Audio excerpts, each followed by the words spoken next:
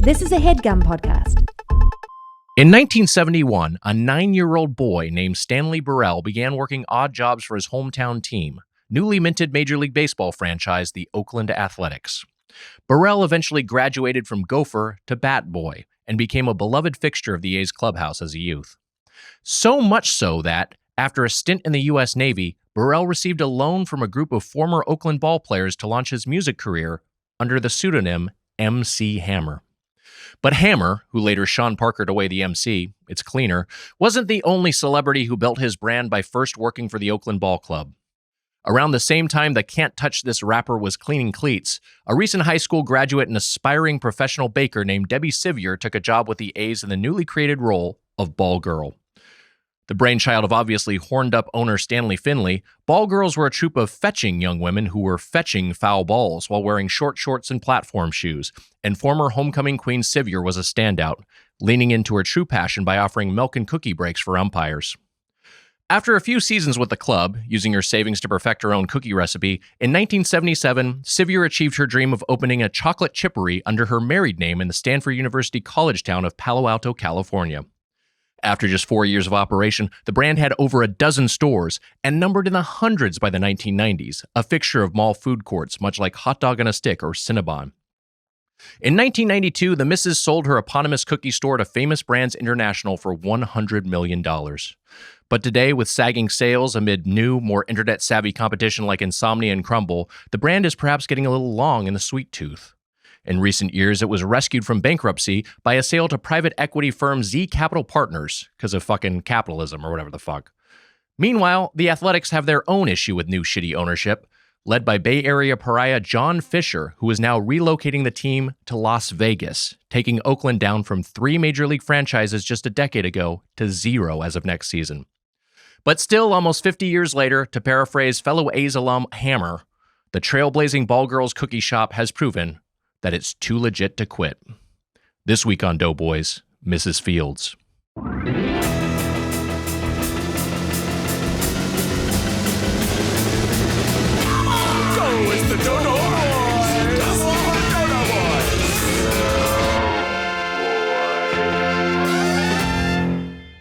Welcome to Doughboys, the podcast about chain restaurants. I'm Tiger Weiger, along with my co-host, Mitchell versus the vaccines. The Spoon Man, Mike Mitchell. I just made a joke about it. Pretty good. That's pretty spot on. Yeah. We made a joke about going out to Golden Road Brewery, and I said, right when the pandemic had ended in 2021. Yes. Right, you remember when the pandemic ended in early 2021? We're all set. Those were the first times we had hung out. That's right, with our buddy Jordan Morris. And you're going to Golden Road tonight. Not to dox you, but this episode will be air after you've been there. We'll be fine, yes. Yeah, you should be fine, yes, yeah. And I was saying I had been going out anyways, which is not true. I was very bored, and I moved back to Quincy, Massachusetts. I remember it well. Our listeners remember it well. I'm sure that was they the period when we were doing everything. We were trying to figure it out. We reviewed Ore-Ida potatoes one episode. That is true. You know what's funny is that we were talking about, remember I was like, what's the best tournament? We said this that we were talking about the tournaments the other day. Yeah. We were like, what's the best tournament? And I was like, I really like the McDonald's one. And we were like, oh, that's when the pandemic started. So now it's now 5 years out, and I'm like looking back fondly on pandemic days. Yes, right. You have some nostalgia for early pandemic. Yeah. Oh. Hey, boys, thought of this roast this morning, couldn't help but share. I've been a fan since 2016 and have listened to each and every one of your episodes. Thanks for furnishing me with a years-long parasocial relationship. Greetings to Emma, Amelia, Casey, Drop King, Ghost of You Song, The Ad Chad, Commissioner Susser, former Commissioner Kowalik, Jemmy, Wally, Irma, frequent voicemail guest John Hodgman. I wonder if his books are on sale anywhere. And of course, Rob Lowe, Alex, roastedbirdfuck.com. Wow, thanks, Alex. Thanks for the shout-outs of everyone who means everything to us. I feel a little left out, but other than me. Well, and a future email will account for you, I'm sure. Kowalik, Rob Lowe. Yeah.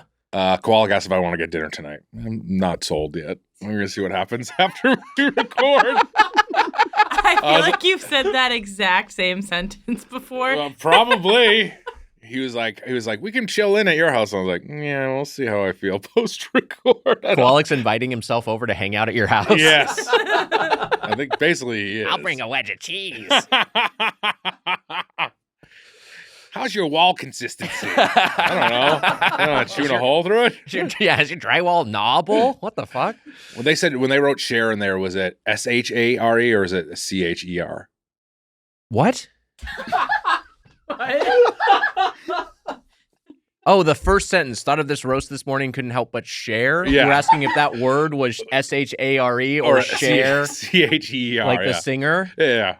You thought of the roast and just started singing share Yeah, songs. I couldn't help but share. If you could turn back time, would you tell that joke again? 100%. I stand by the joke. I mean, did I tell it too late? Yes. Yeah. Because I went into another whole other thing. But I would if I could turn. What's your favorite Cher song? I mean, I Got You, Babe is pretty tough to beat. But also, do you believe? That's what I was gonna say. That Believe is really good. That's a banger, and that was like a later in the career hit. That was like kind of like a comeback hit. That video kind of got me horny. I was like, Cher's still got it. Yeah, it's a very horny video. Yeah, she does still got it. Yeah, I'd crank it to it. I would say back then. I'll crank one to this. This is back then. Back then. Back then. Yeah. Let's specify. Back then, it's like, sure, I might crank one of this. You know. Mitch, You get that, right? I understand what the you're saying. 2000s, you know, late 90s, early 2000s. I'll also say, since our guest brought up Turn Back Time, that Turn Back Time video is very horny. Oh, sharing yes. I sharing a could battleship. crank one to battleship. this. Yeah. Aircraft carrier, whatever it is. Yeah, it's If I had my way, this would be a common thing. People wouldn't be ashamed of it. You see something, I could crank one to this. You know, everyone agrees. Anytime you see Cher. Anytime you see Cher, In I any could crank context. one to this. Yes. SNL 50, hey, I could crank one to this. you could. Yeah, why not? There's guess. moments in that show I could crank to for sure. Wags, not to get sad up top, Yeah, but let's just let's get out there. It's 10 years since our friend Harris Widows passed away today. that's right. Did you know that today was the day? The day of this episode's release. No, today. Oh, the day we're recording. The day we were recording. Oh, wow. Yeah, That's yeah, wild. Yeah, So shout out to Harris. We love you. And we miss you. R.I.P. 10 years. Kind of Yeah. crazy. That is wild to think He about. would have been a guest. He would have been great on the show. But, Yeah. you know. Do you think he would have cranked it to share? I'm sure he did. Not When Harris is alive, I'm sure that he cranked it to Cher, and probably anything you can crank it to, Harris probably did. Yeah. I loved him. He was a great guy. Great guy. There's nothing. I mean, what else am I going to say? We talked about him a lot on the podcast, Yeah. but today, 10 years, crazy. Fucking crazy. Yeah. What are you gonna do? Yeah. What are you going to do? Why? Do I feel weird talking about it? Our dead friend who Yeah. started this comedy podcast? Yeah. Yeah, sure. But also, like you said, what are you going to do? What are Yeah. you going to do? One of the funniest guys ever. A great Oh, yeah. guy, and we miss him a lot. We do. We miss him quite a bit. Yep. Mitch, I have on a different note. I have Imagine if you could trade him for Elon or something. That would be fucking. I'm just saying.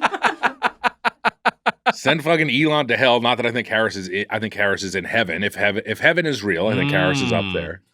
But send Elon to. I think I would trade. I think I'd bring Osama back to life to send Elon to hell.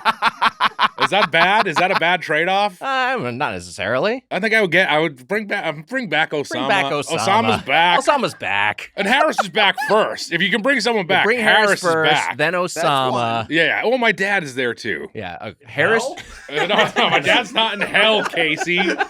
He said Not- he's there. My dad's in the afterworld. Right. Afterworld.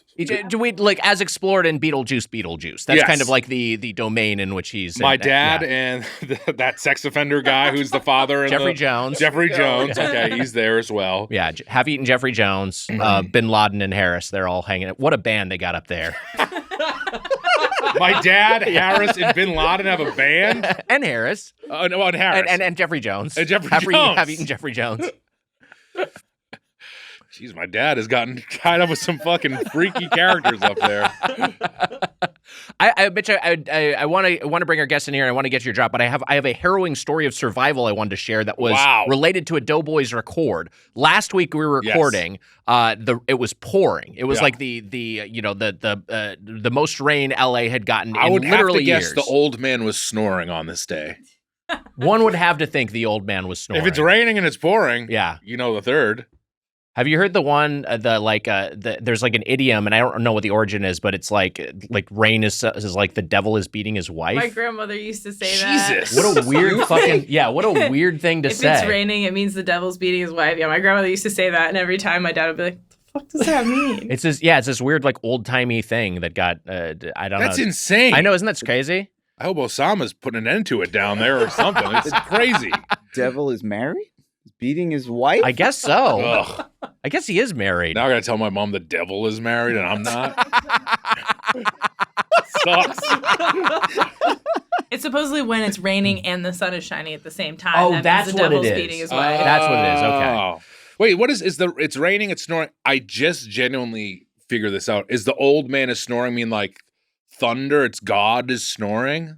Is that the old man in this song? I never put it together. That would make Is sense. that what it means? Do you want to check Rap Genius? Do we have any info on those lyrics? Will you check Rap Genius for it's raining, it's pouring? Love to have some context on that. So it was raining. It was pouring. I've got this EV. Yes. I've been driving. Yeah. I'm driving home. I get a warning on my dashboard that says like, and first off, my battery is like half charged, so it's not like my battery is low. But I get a warning. Electrical vehicle. I get a warning that like battery malfunction, pull over. It's like that, like hard. It's beeping like it's fucking Sully, and we just got hit by birds. It was fucking crazy. Is this on you or in the car? This is on the car. Okay. So okay. It's not my own warning system. I'm not seeing my own HUD in my field of vision. All right, I didn't know. We're clear. Yeah, no, it's the car is fucking up. The car says pull over. I'm trying to get over, but I'm in downtown LA, so there's that interchange, so it's like there's not a place to pull over. You're on the 405. Let's be real here, aren't you? I'm on the 10. I'm on the 10 going to the 110 to the... Not as scary anymore. 101 to the 10 to the...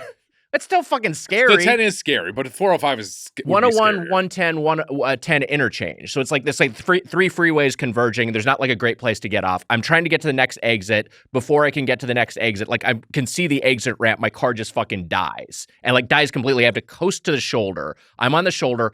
No power. Can't even turn my emergency blinkers on. So I'm just sitting in the dark in a black car while like fucking traffic is whipping by in the pouring rain.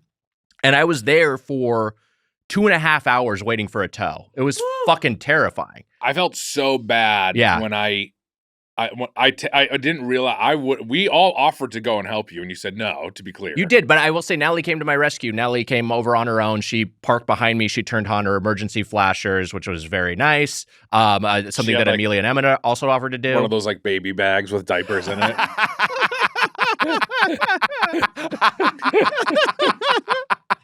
She brought Wags' binky. Yeah. Calms him down. Would have loved that. So wait, she parked her car behind you? She parked her car behind me, so she had her flashers on, so there at least was some illumination. Jesus. So did she just stay in her car? She was just hanging out there because there was like she could have gotten out of on the shoulder, but it was like the shoulder right into just hillside. It was not and it was flooded outside. Also, what's what you gonna do? Get in the car with you and hang with you for? She got her phone to keep Rocky by. That's what a hero. It's crazy. Your lovely wife is. Yeah. Who is the best. But then I finally, I couldn't believe how harrowing it was and how lengthy it was. It was like I don't really even care that much about the car. It was more just that like what a shitty situation to have to endure. When you said like she's finally like I'm finally going home or whatever, after Natalie was even there, I couldn't believe it had been as long as it was. Our record was done at 5 and I got home at 9 p.m. Yeah, that's insane. Yeah. Isn't that wild? Yeah, what an ordeal. Anyway. And you had talked about canceling that record that day anyway because the weather was so bad. Because of the weather, yeah. I'm glad we did it. We got good episodes. Maybe deep inside you knew like your car wasn't going to make it home. Yeah. Where were you parked? Did you see anything where you were like, I could crank it to that? Anything like that happened? Keep you occupied? I was going to say, you're saying you want to send Elon to hell. If your EV had mysteriously died after you had said that. Whoa. Wow. That would have been That might have been on the Spoon Man.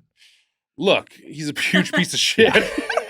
Also, we were too nice to tech guys for too long. I saw it coming in like when I was in college, I was like, these fucking little dorks they suck. We should have shoved more of them. We should have.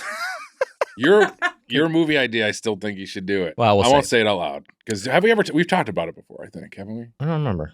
So the old man is snoring can mean a couple of different things. It can mean that the rain drowns out a bunch of sound, kind of like a snore would, or that you were saying like thunder and lightning is snoring. But it seems that most people believe it's a warning about head injuries because the rest of the line is he bumped his head and couldn't get up in the morning. He went to bed. He went to bed and couldn't get up in the morning. Oh. So there's some theories that say it's a drunk guy who bumped his head and like couldn't get up or had a head injury. I feel like it's a drunk guy. This New York Post article, I mean, take it that way you will, but it says... So your homepage? Raining and pouring refers to the alcoholic drinks being poured very liberally, like it's raining cocktails and shots. Wow. Yeah. So it's not even like a song about weather, really. It just might be about... That makes sense. And also, the children's nursery rhyme version is about weather, but it's maybe actually about drunk. It's secretly about drunks. Yeah. That makes more... If it's like whatever, however 150 years old, it's about just getting drunk all the time is my guess. One quick lesson learned, and I actually, or is like a thing that I was glad I had. So I was there for a while. I tend to be overhydrated during these records. I had to urinate very badly. Thankfully, I had my Yeti. Mitch, I was able to piss in my Yeti, so that was nice. And let me tell you. And also, Nick has... You were joking about a diaper bag. I know. He really... Actually, it would have been handy. He did have to piss. And just so people... So this makes sense for people's heads. Nick has the Eddie extra long. All right. No, actually, Dick is big. So it was one of those things I could not believe how much urine is inside the human body because I filled it up once. And I was like, I still got more going on here. So I had to like dump it out, filled it up again. And then here's the thing. Dumped it again. Yeah. With the Yeti, you put the cap on, you got home, it was still warm. You got back home. 2.5 times I filled this thing up. 2.5 Yeti full. It's a 28-ouncer. How is that possible? Fucking disgusting. How much did you drink? I was just drinking like a can of seltzer and a flat water. I think I was drinking back in the studio. Wow. Do you think some of it maybe was scared piss? Do you think you were a little bit scared? Yeah, I think there probably was some fear piss. Sure, yeah. Yeah. Ooh, fear piss. Yeah. But I was glad I had because I would have been. I don't know what else I would have done. I would have just had to like pee myself. So what was your routine with cleaning the Yeti? I guess I need to know. Hand wash and then through the dishwasher. Smart. I was like, this thing costs like $40. I'm not throwing it in the trash because it had some of my own pee in it. Like I'm just gonna wash it thoroughly. It'll be fine. Yeah. Yeah. Have you used it since? Yeah. I really regret like fucking piss. I regret letting you give me that Yeti. I was wondering why when I walked in as a welcome gift. You gave, like, would you like a Yeti? I was like, sure, thank you. Now I'm. As soon as you walked through the door, you wanted a drink in your face. It was weird. Emma, let's hit him with a drop. I heard a huh? Yeah. Right. Huh? Right. Yeah. Wonka had it the. Wonka had it the. Huh? Yeah. Wonka had it the. Wonka had it the. Huh? Right. Yeah. I heard a huh?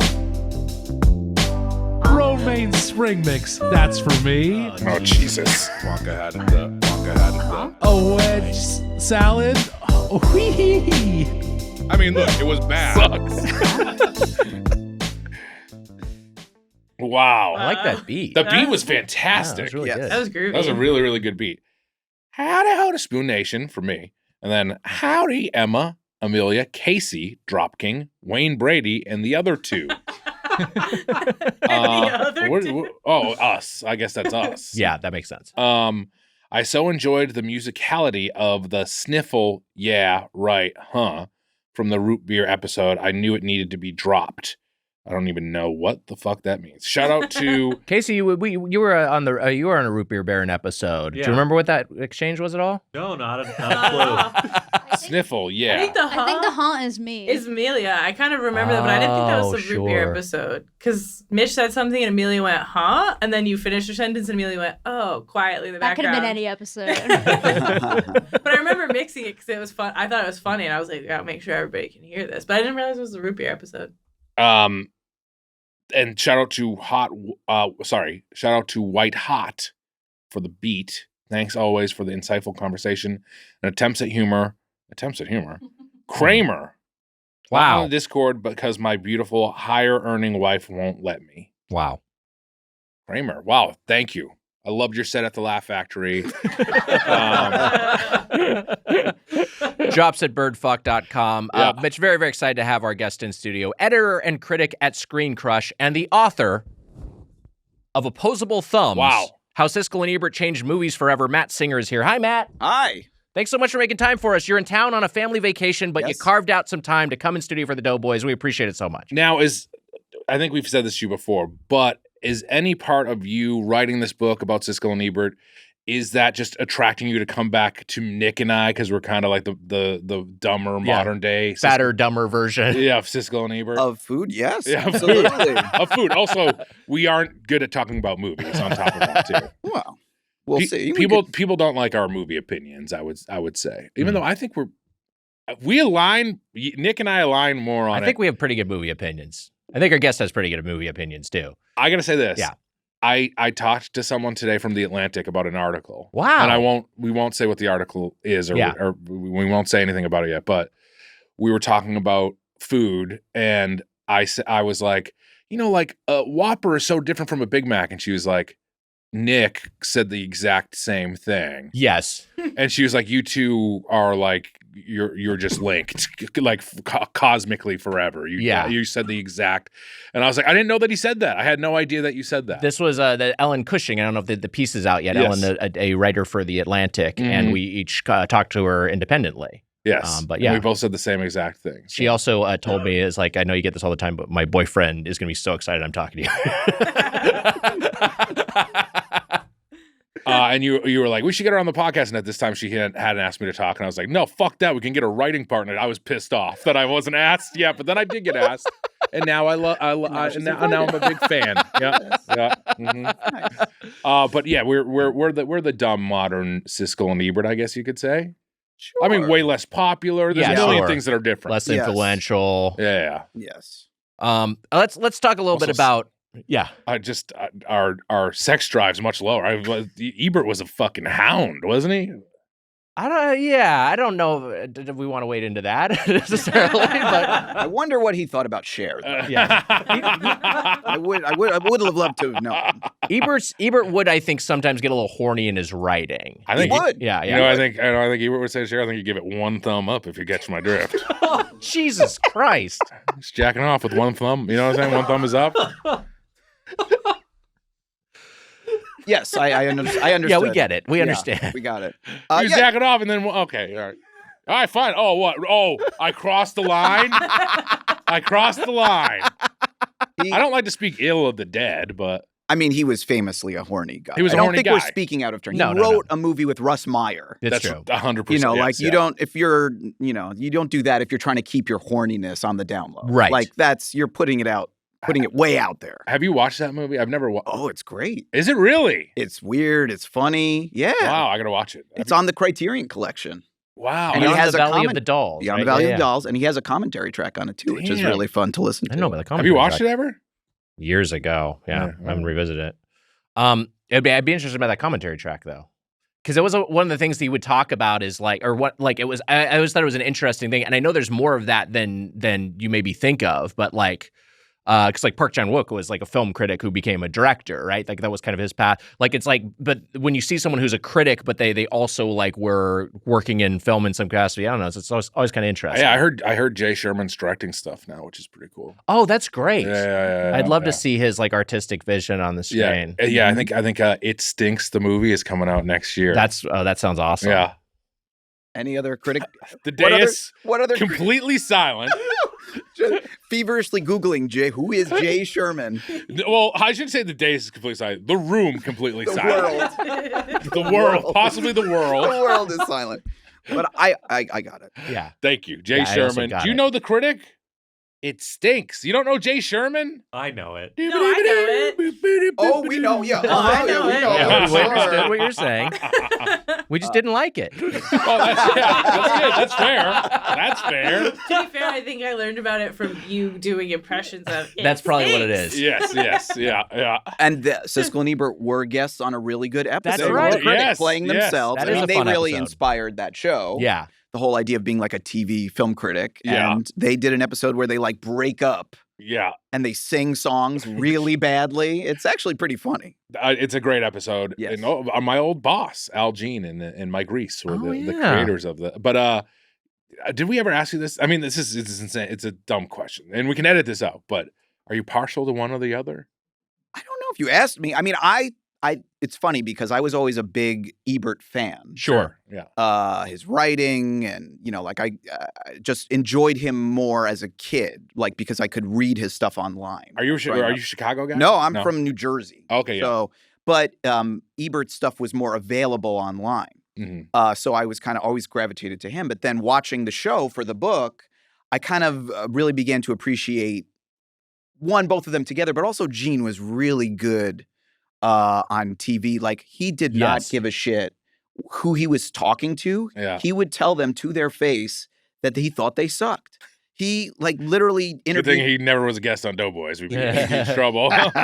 He interviewed Paul McCartney for his wonderful movie, Give My Regards to Broad Street. And he was like, he just insulted his movie to his face. He's like, you're a wonderful musician, but I wish I could say I like this movie, but I didn't. Wow. And Paul McCartney, you could see, hasn't been told has done anything bad in the last like 30 years. Right. And he's like, his brain malfunctions. He doesn't know how to process being told he did something bad. That's wild. It's incredible. And that's not an isolated example. That happened over and over. And I just love how, if you're a critic, you got to be honest. You got to be a truth teller. And he really embraced that and really enjoyed that, frankly. I think it was with Carson with Siskel and Ebert and Chevy Chase were all on together. Pretty infamous appearance. Yeah. It was just after Three Amigos, or it was like opening weekend for Three Amigos, and Chevy Chase was promoting it, and Gene Siskel was just saying, it's a bad movie. They both did. Yeah. Yeah. He's sitting next to them. Yeah. Which I disagree with them on. And it's funny when they would have takes where you're like, oh, that is wrong, and is aged poorly. It's like a great movie, but not,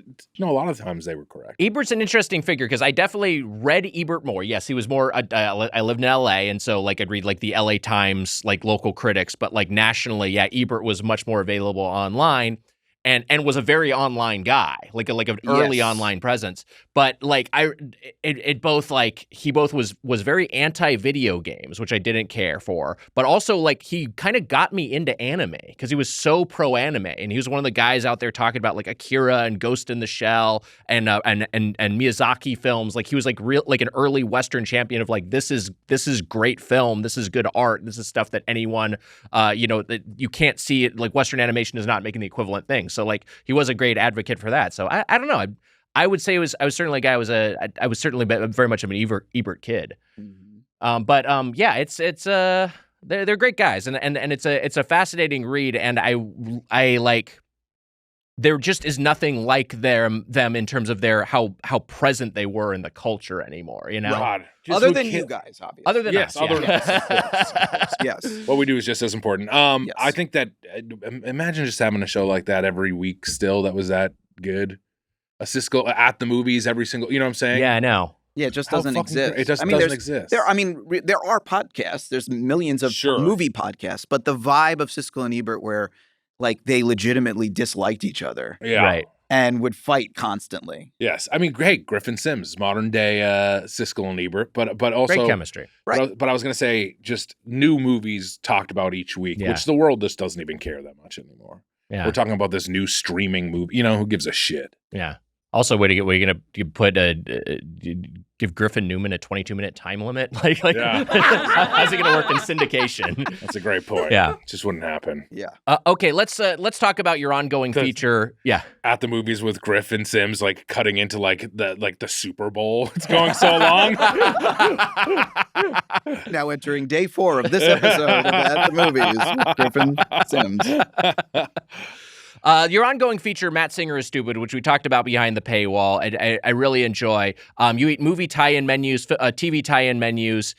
I will say, and we should discuss this because we ended up on different planets on the IHOP Indiana Jones menu, which we did an episode about in recent weeks. That's right. And you and Griffin, who went together, had a pretty negative experience. We went to an IHOP that was hitting, and we were pretty happy with it. The theme was bad, but the food was good. The theming was nonsensical. The theming Indiana was Jones bad. is the Great Circle, and we're doing square foods. It was nonsense. But it's my Glendale test. That IHOP, have we had a bad experience there? It's a great IHOP. It's a great IHOP. Yeah. It's a good IHOP. Well, the downtown Brooklyn, not to put them on blast, the downtown Brooklyn IHOP, maybe not as good as the Glendale IHOP. Sometimes it can be believe execution, but I think there is something to when they try to have one of these promotions that they scale up nationally. It's like you will get I've certainly encountered that with Denny's. It was Denny's had the Beetlejuice menu, right? Yes, it did. Denny's Beetlejuice menu I feel like was all over the map. It was weird. Yeah. And so I think sometimes that's part of the promotional calculus is like, or how effective it is how consistent can they make it nationally. Yeah, I mean, they're asking a lot sometimes. When it's like, for sure. Yeah, make 4 different kinds of stuffed French toast or, like Beetlejuice pancakes with icing and chocolate and sprinkles and... Yeah, they just had like different colored sprinkles at different Denny's locations. They also had like a life-size stand of Jeffrey Jones saying, "Come on in," which I thought was really It's strange. really disorienting. Yeah, disorienting. Yeah. Because in the movie, he's already, the top half of him is chopped off. The whole band was playing, the whole Fab Five that we mentioned earlier. They're all together playing in the lobby. Here's one of your recent ones that I read that I wanted to ask you about. Jack Link's Red Light, Green Light Squid Game Beef Jerky. Yeah. What is that? Like, how do you arrive at a Squid Game beef jerky? A great crossover? question. What is that? The red light, green light beef jerky. But I understand why, where where the red light, green light. I understand what they were going for, but it just seems like such a distant connection from the Squid Game IP to get a Jack Link's beef jerky. And of all things to do a tie-in for, the message of Squid Game, does that really vibe with buy more beef jerky? Exactly. Yeah. Right. Yeah, it just seems so bizarre. And it didn't taste any different than regular beef jerky either, which is another issue, a whole separate issue. I was watching YouTube last night. Cool. And thank you. And the LA Try Guy, which I like, and I think I like LA Try Guy. If you know him, right? This guy here. Yeah. The LA Try Guy. Yeah. He went to the Netflix themed Vegas restaurant. I was reading about this. And that it just seems like it's this place that you would want to try. I mean, look, I did have some tirade on a past episode about Netflix. A bad company in many ways. Yeah, sure. But I was like, it would be interesting to go there and try it. And I wonder how, my guess is that the food cannot be great, but they had a red light, green light, spinning wheel for chicken, and you would dip your chicken into whatever color came up or whatever. Oh boy. And so the red was very hot and the green was the bread was very spicy and the green was not spicy. It seems like there's at least, I guess, some production value or some pizzazz with the Vegas installation. I don't know how long it's going to be there, if it's going to be a pop-up or if it's going to be a permanent fixture. The Vegas thing that I think is really weird is that, and we've talked about this, but the Taylor Sheridan Steakhouse. You were mentioning this to me on our incredibly cool text thread with Griffin Newman. The nerdiest ongoing conversation I have in my life is the three of us sending links to these idiotic things. Taylor Sheridan Steakhouse. Taylor Sheridan Steakhouse. Is Yellowstone Steakhouse? Yeah, it's like I think it's like Pan crosses the entire Sheridan verse. It's got all of his different IP. Wow. The Sheridan verse. Yeah. Wow. And wait, it is themed? It's like a fancy. I forget exactly what the name is, but it's in the wind. It's fancy as shit. But Taylor Sheridan's brand is all over it. In 1923. That's true. I went to the Steakhouse in the Wind. Did I accidentally go to the Taylor Sheridan one? Let me look it up. You probably, because there's another steakhouse there. You probably didn't because it's pretty recent. I don't know when's the last time you went to Vegas. But it's a little bit dystopian, right? I mean, are you interested in going to the Netflix? I mean, a part of me thinks it would be good content, quote unquote. Right. But yeah. Right. I think that's the reason to go, and that's kind of the reason to do anything we do, right? Okay, so the 4 Sixes Ranch Steakhouse is the takeover of the restaurant Tableau within the Wynn Tower Suites. It is Sheridan, the Taylor Sheridan, the ranch owner known for Yellowstone 1883 and 1923, has reignited the spirit of the American West through his compelling narratives. 4 Sixes Ranch Steakhouse highlights prime steaks and cuts from 4 Sixes Ranch. The menu uses only ingredients that are local to Texas and have bold, fiery flavors. This is so stupid. So since he did a western-y show and yes. It was 1883 is the Yellowstone show? 1883, 1923. What's the new one he's got? The oil show? Oh, right. Lawman or something? Right. And there's so many. Where there's that conversation with the daughter and the dad about Billy Bob Thornton about fucking or whatever. It's a weird. Is Isn't Billy Bob Thornton Thornton? like, Billy, yeah. make sure he doesn't nut inside you. It's like basically what the conversation is. It's bizarre. It's very bizarre. I loved it. Landman. That's what it is. Landman. Everyone's favorite Marvel hero. Yeah. Landman. It does seem like a later Mega Man kind of bad guy, the Landman. It'd be cool though. I bet you the result would be that you could shoot out little platforms you can jump on.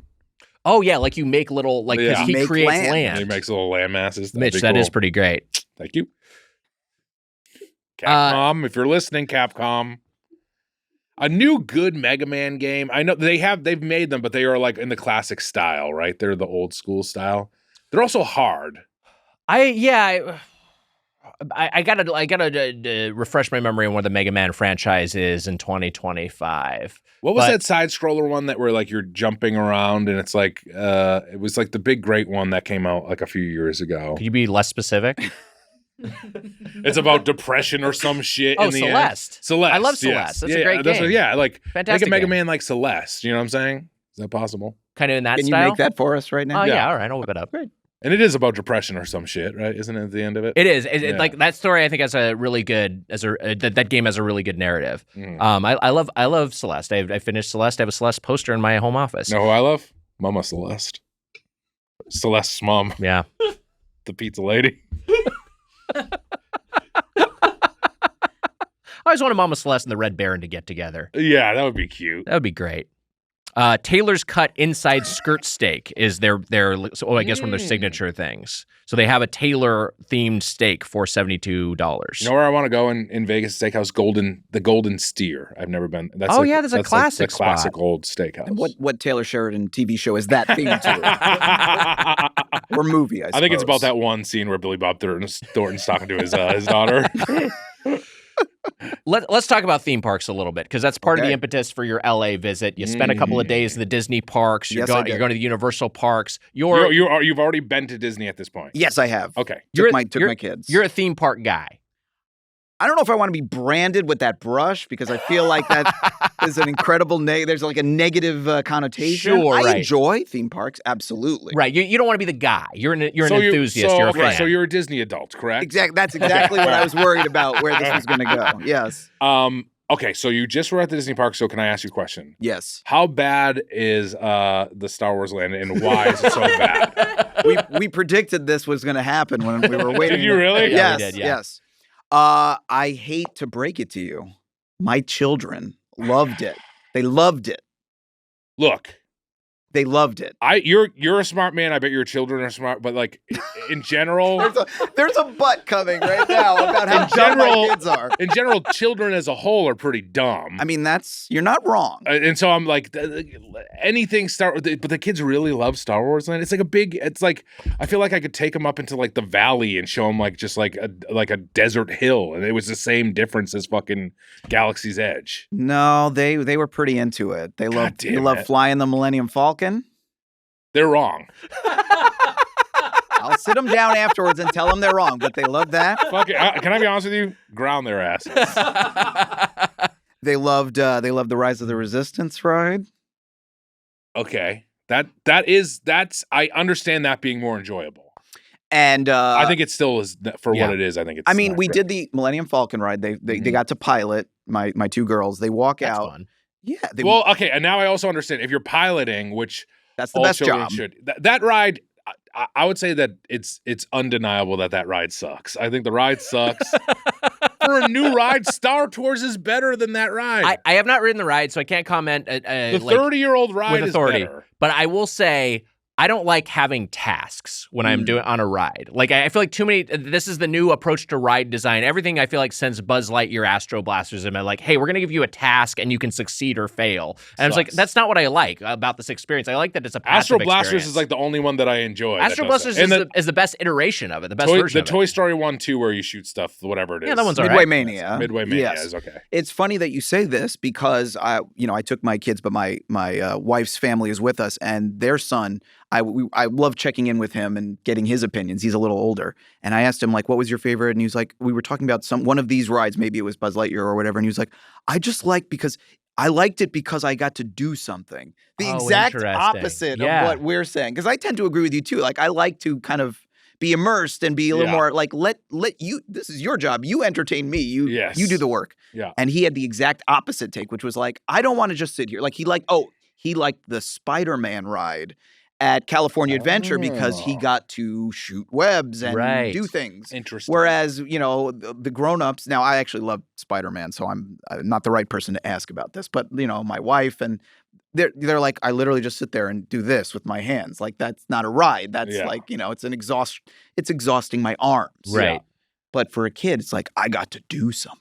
That's very funny. I wonder if that's like a generational thing of just like growing up with interactivity just like everywhere. It's just like, you had the like tablets and video games. They're so omnipresent. I grew up with video games as well, but like it was not everywhere. I didn't have a fucking slot machine in my pocket I carried with me. I'm still wondering if I even like Midway Mania. I do like Astro Blasters, but I think Midway Mania is okay. It's okay. Yeah.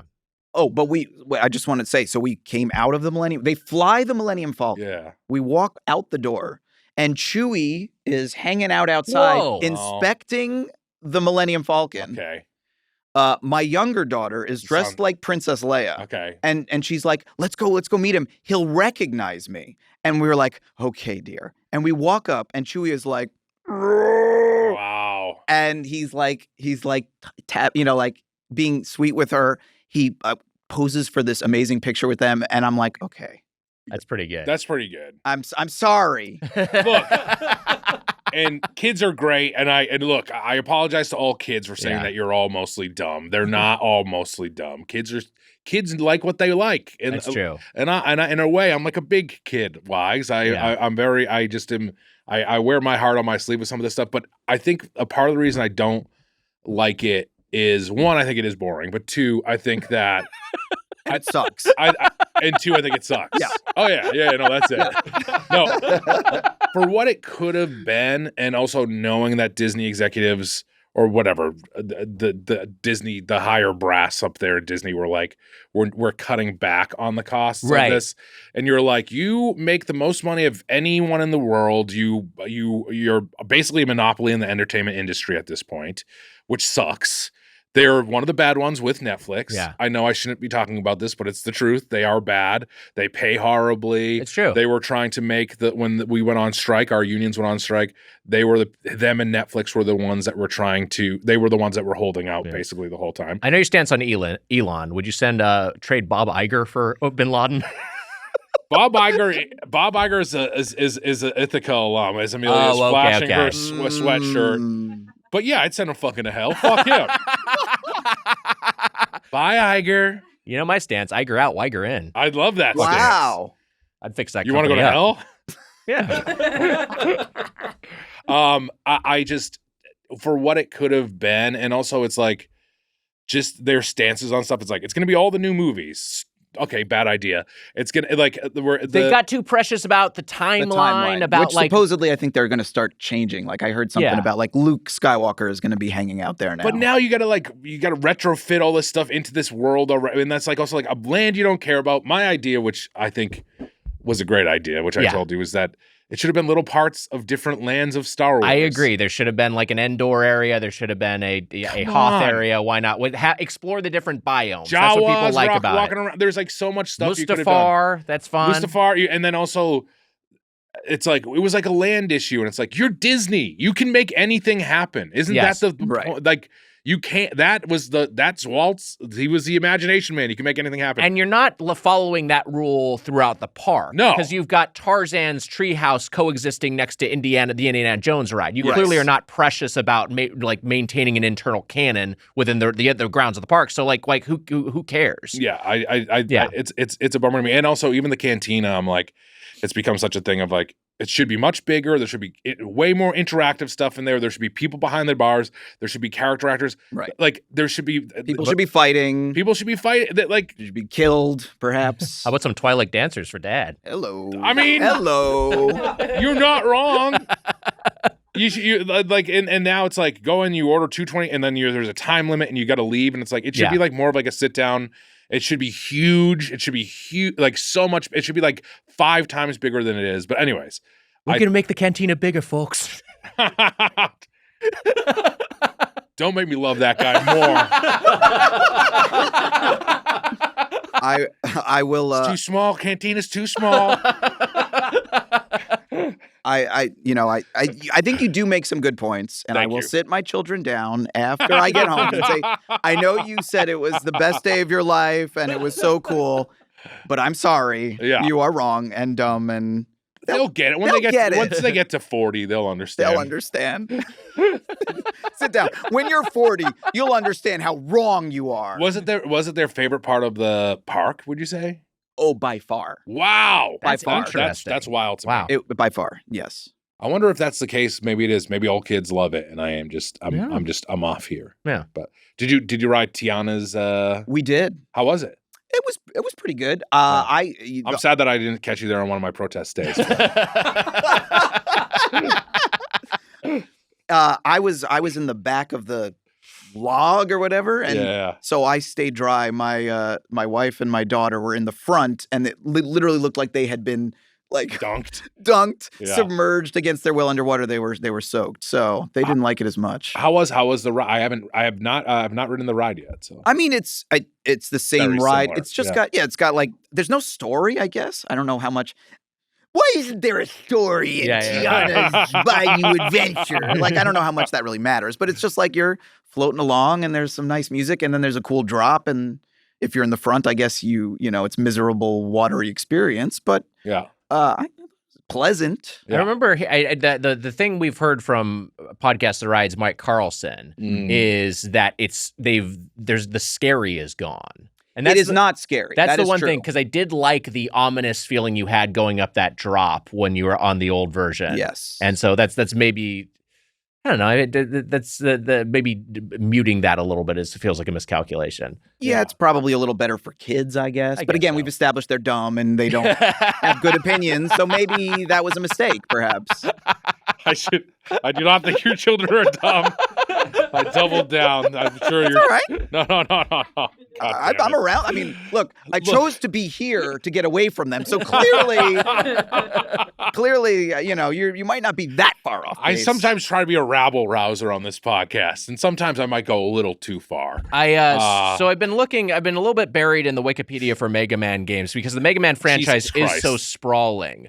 But I think, you know, if you're getting rid of like omitting mobile games, because obviously there's the mainline Mega Man franchise, there's the Mega Man X franchise, there's the Mega Man Legends franchise, which is dormant. There's a bunch of different ones that have, you know. What was your gone in favorite different Mega Man? X?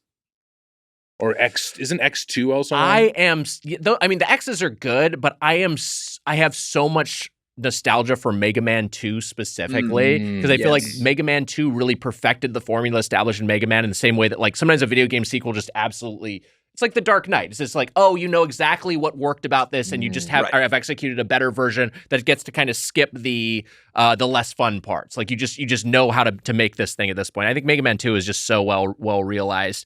But the last mainline Mega Man was back in 2018, Mega Man 11, and that was another one with a retro aesthetic, Mitch. Right. You remember? You and I both remember when Mega Man 10 came out, and that was a big deal because Mega Man 10 is like, oh wow. I guess Mega Man 9 and 10 is in short succession. Those were games that looked like the old Famicom NES games, and played like them too. Yeah, they were tough as nails. Mega Man 11 was another attempt at that I didn't really spend a lot of time with, but it was well regarded.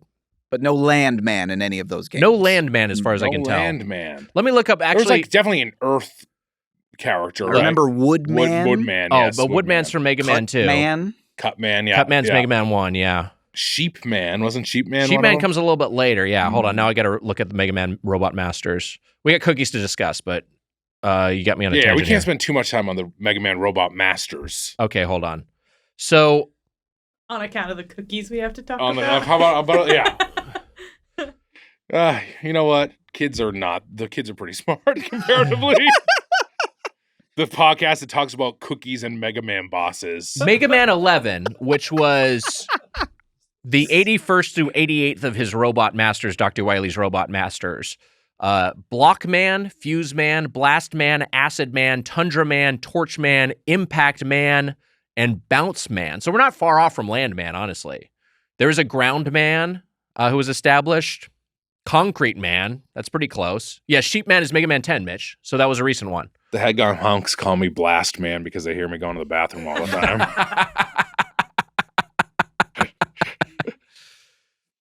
Concrete Man. Concrete Man, yeah. That's funny. Tornado Man, Splash Woman. That's nice. Oh. There you go. Concrete Man is like what a Karen calls like a construction worker. Get that concrete man to be quiet. What's your name? Tell me your name. Concrete Man. Concrete Man. I want to play I want to play Mega Man again. 7 years since the last one. It's time. Yeah. Is there a new one coming? Is it 7 years since the last? I thought there was a new one. Yeah, 2018 was Mega Man 11. I thought there was a new one. I thought there was like a recent one or maybe one that's coming out. I mean, there may have been a remaster. I'm probably forgetting something that happened, but I think the last mainline entry was Mega Man 11. You never made the jump to 3D, huh? No, there was the Mega Man Legends were 3D, the PlayStation games. Oh, I never played them. Yeah. Are they decent or no? They're decent, yeah. Misadventures of Tron Bonds, fun. I feel like Metroid shows that any game could be. When Metroid Prime came out, you're like, oh, any game I guess could just be 3D if we wanted it to. But yeah, I mean, everyone was so skeptical of Metroid Prime, but that game works so well. Rules, yeah, it's really, really good.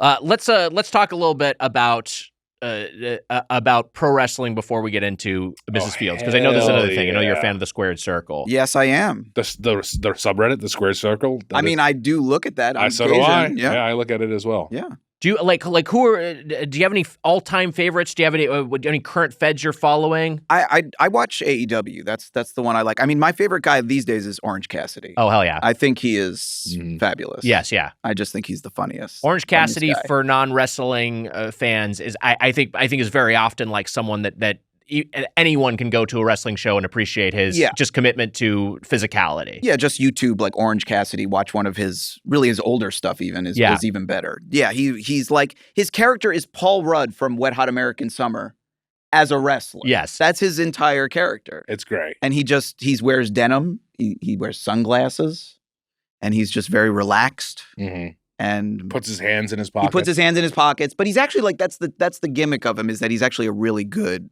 wrestler. Yeah. He's like, he acts like it's very like, oh, I don't want to do this. But then he'll turn it on and he'll do flips. And he's just like, a lot of wrestling I think is like physical comedy. People don't really look at it that way because it's, we're very macho and buff but a lot of it is like physical. It's, it's physical storytelling. It's like an action movie. It's choreographed in some ways. It's vaudeville. It's vaudeville. Like what I like about the Minions. Yeah. That's the thing that blew Wags and I away when we went to PWG. Where we seen Orange Cassidy at PWG. Yeah. Back in the day. And it was just that sort of thing of like, man, these guys are so funny and they like do such a good job with their bodies. It's like, when Joe came on, and I complimented Samoa Joe. Yeah. Short. He's great. He's the best. And I was just like, when you watched him on set and he was just like doing very Marx Brothers type stuff, he was just walking down a hallway and you're like, oh man, that's so fucking cool. And and I'm like, I don't do that. I just fucking loaf down the hallway. You know what I mean? Fucking sucks.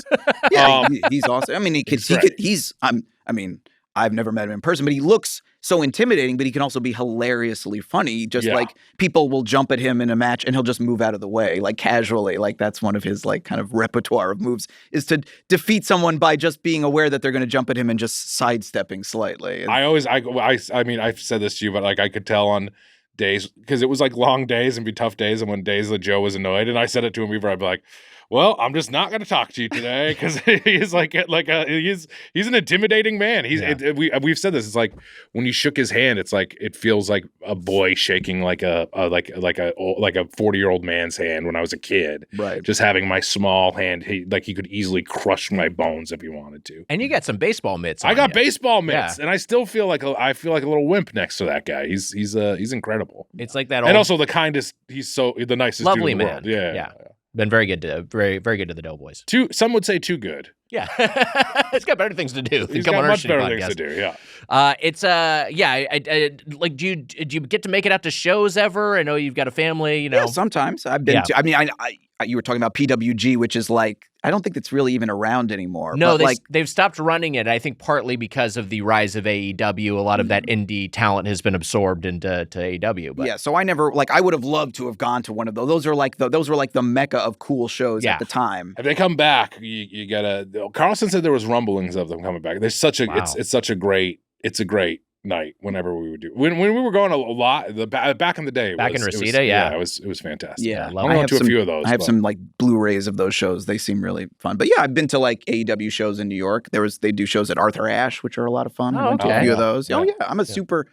I'm a nerd in so many different ways. Are you checking in on WWE at all anymore? We just have sometimes, moved to Netflix. Not really. Yeah, I sometimes, but I don't know. I think just the style of AEW. Yeah, I kind of just appreciate a lot of those guys, like the Kenny Omegas. Yes, for sure. The Young Bucks, like that style of, they have like a more athletic style, I suppose. I hope some people, I don't know. Samoa Joe is now in AEW, but I'm just worried someone from WWE is going to be like, he's saying we're not athletic.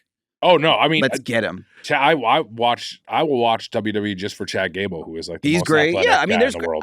I'll casually turn on. I guess I don't know who has time to follow one wrestling federation, much less two. Yeah, it absorbs so much of your time. Right. I find myself, I fall off of, and I do like AEW quite a bit, but I fall off of it during the NBA season because I'm like, how much sports or sports entertainment can one man watch, you know? But then there are also people who are just like, I'm watching New Japan.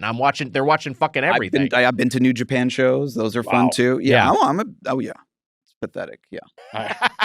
No. Yeah. But again, like that there's steakhouse in Japan, which we've talked about, that steakhouse where they get the big, where they give you the jacket, Ribera Steakhouse, yeah. Which I've heard is not great, but still, I want to eat there. Well, we're big wrestling fans. We're but you have not watched it. Once they get once the NBA season's going, I'm just distracted by all the games and all the transactions. You're gonna go in March though, right? AEW is coming in March. Yeah. Oh well. Whatever. I'm not going to force you to go. No, I was planning on going. All right. I just thought it was so that we were maybe going to tease, but yeah. Oh, okay. Yeah. All right, but we can edit shit out. I don't give a shit. It doesn't matter. Should we talk about, we got to talk about cookies, but should we talk about our recent trip to Legacy Effects at all? Because Casey was there. Sure.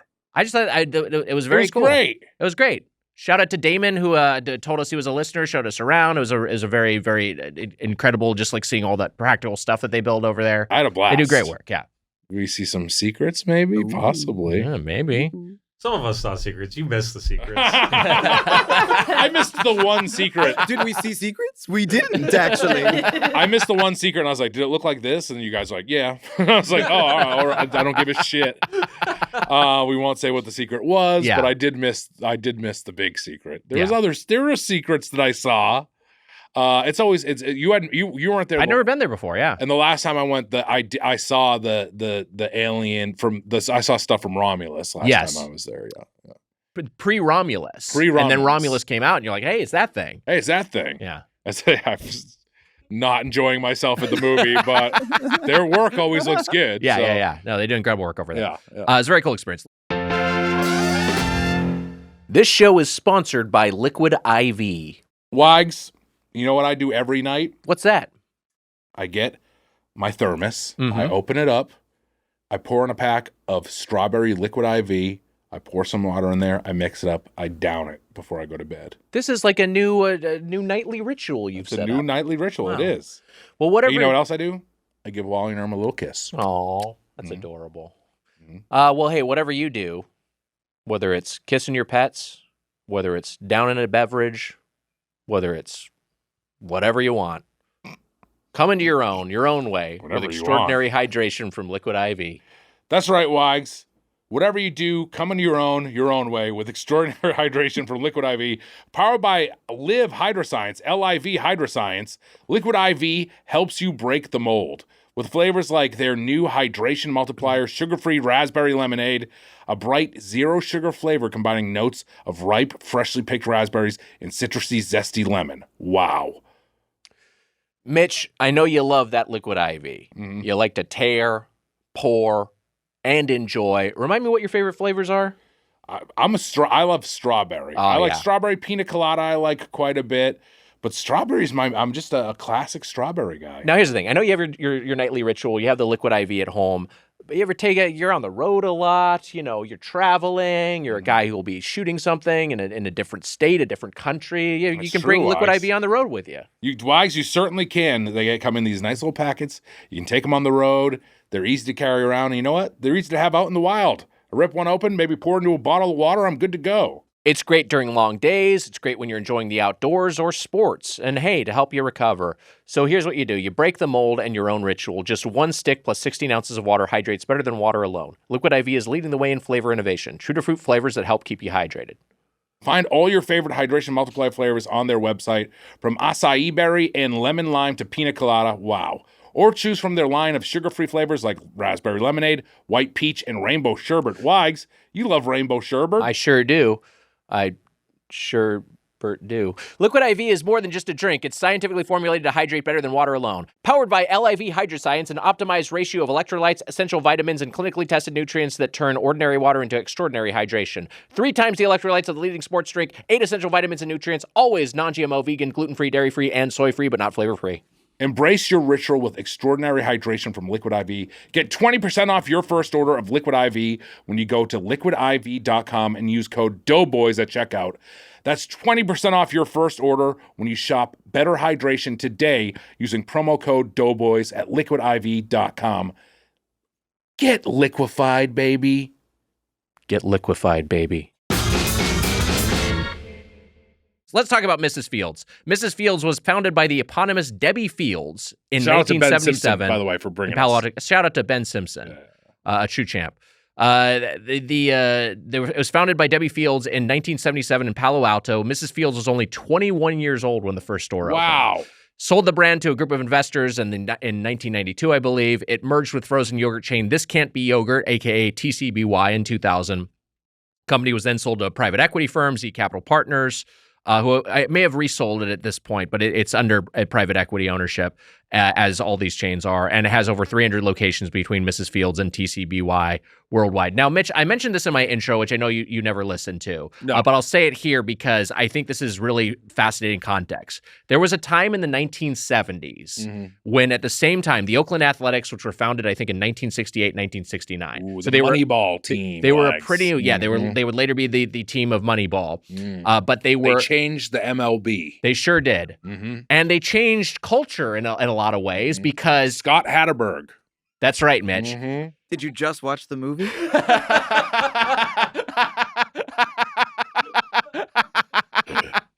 Scott Hatterberg, played by Chris Pratt? I think so. Hatterberg, Chris Pratt. Wow, I think it was my old friends. So that book's a great read, by the way. It's really good. Saw the movie. I knew it.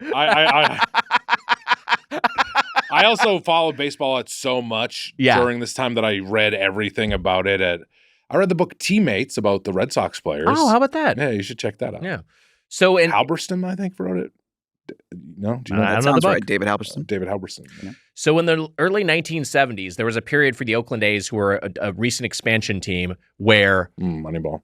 Yep, that's right, Mitch. Have you seen the movie lately? Actually, I have not rewatched that movie since theaters, probably. I have not seen Moneyball in forever. Billy Bean, that's right. The GM of the Oakland A's. They renamed the character baseball forever. Jonah Hill's character is they renamed in the movie because he was so like I guess in the real story, he was either I can't remember in the book if he was a former baseball player himself, but he was like, I think, a much different type of guy. And so when they made the movie, they were just like, well, let's just rename him.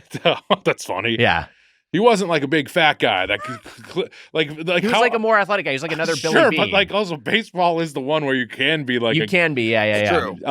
Babe Ruth, one of the most famous Wags. That's true. Another guy, Kevin Youkilis, a big part of that, the Greek god of walks. That's right. He was just to give people more insight into Moneyball. Yeah. So anyway, this on-base percentage actually meant a lot. That's the thing.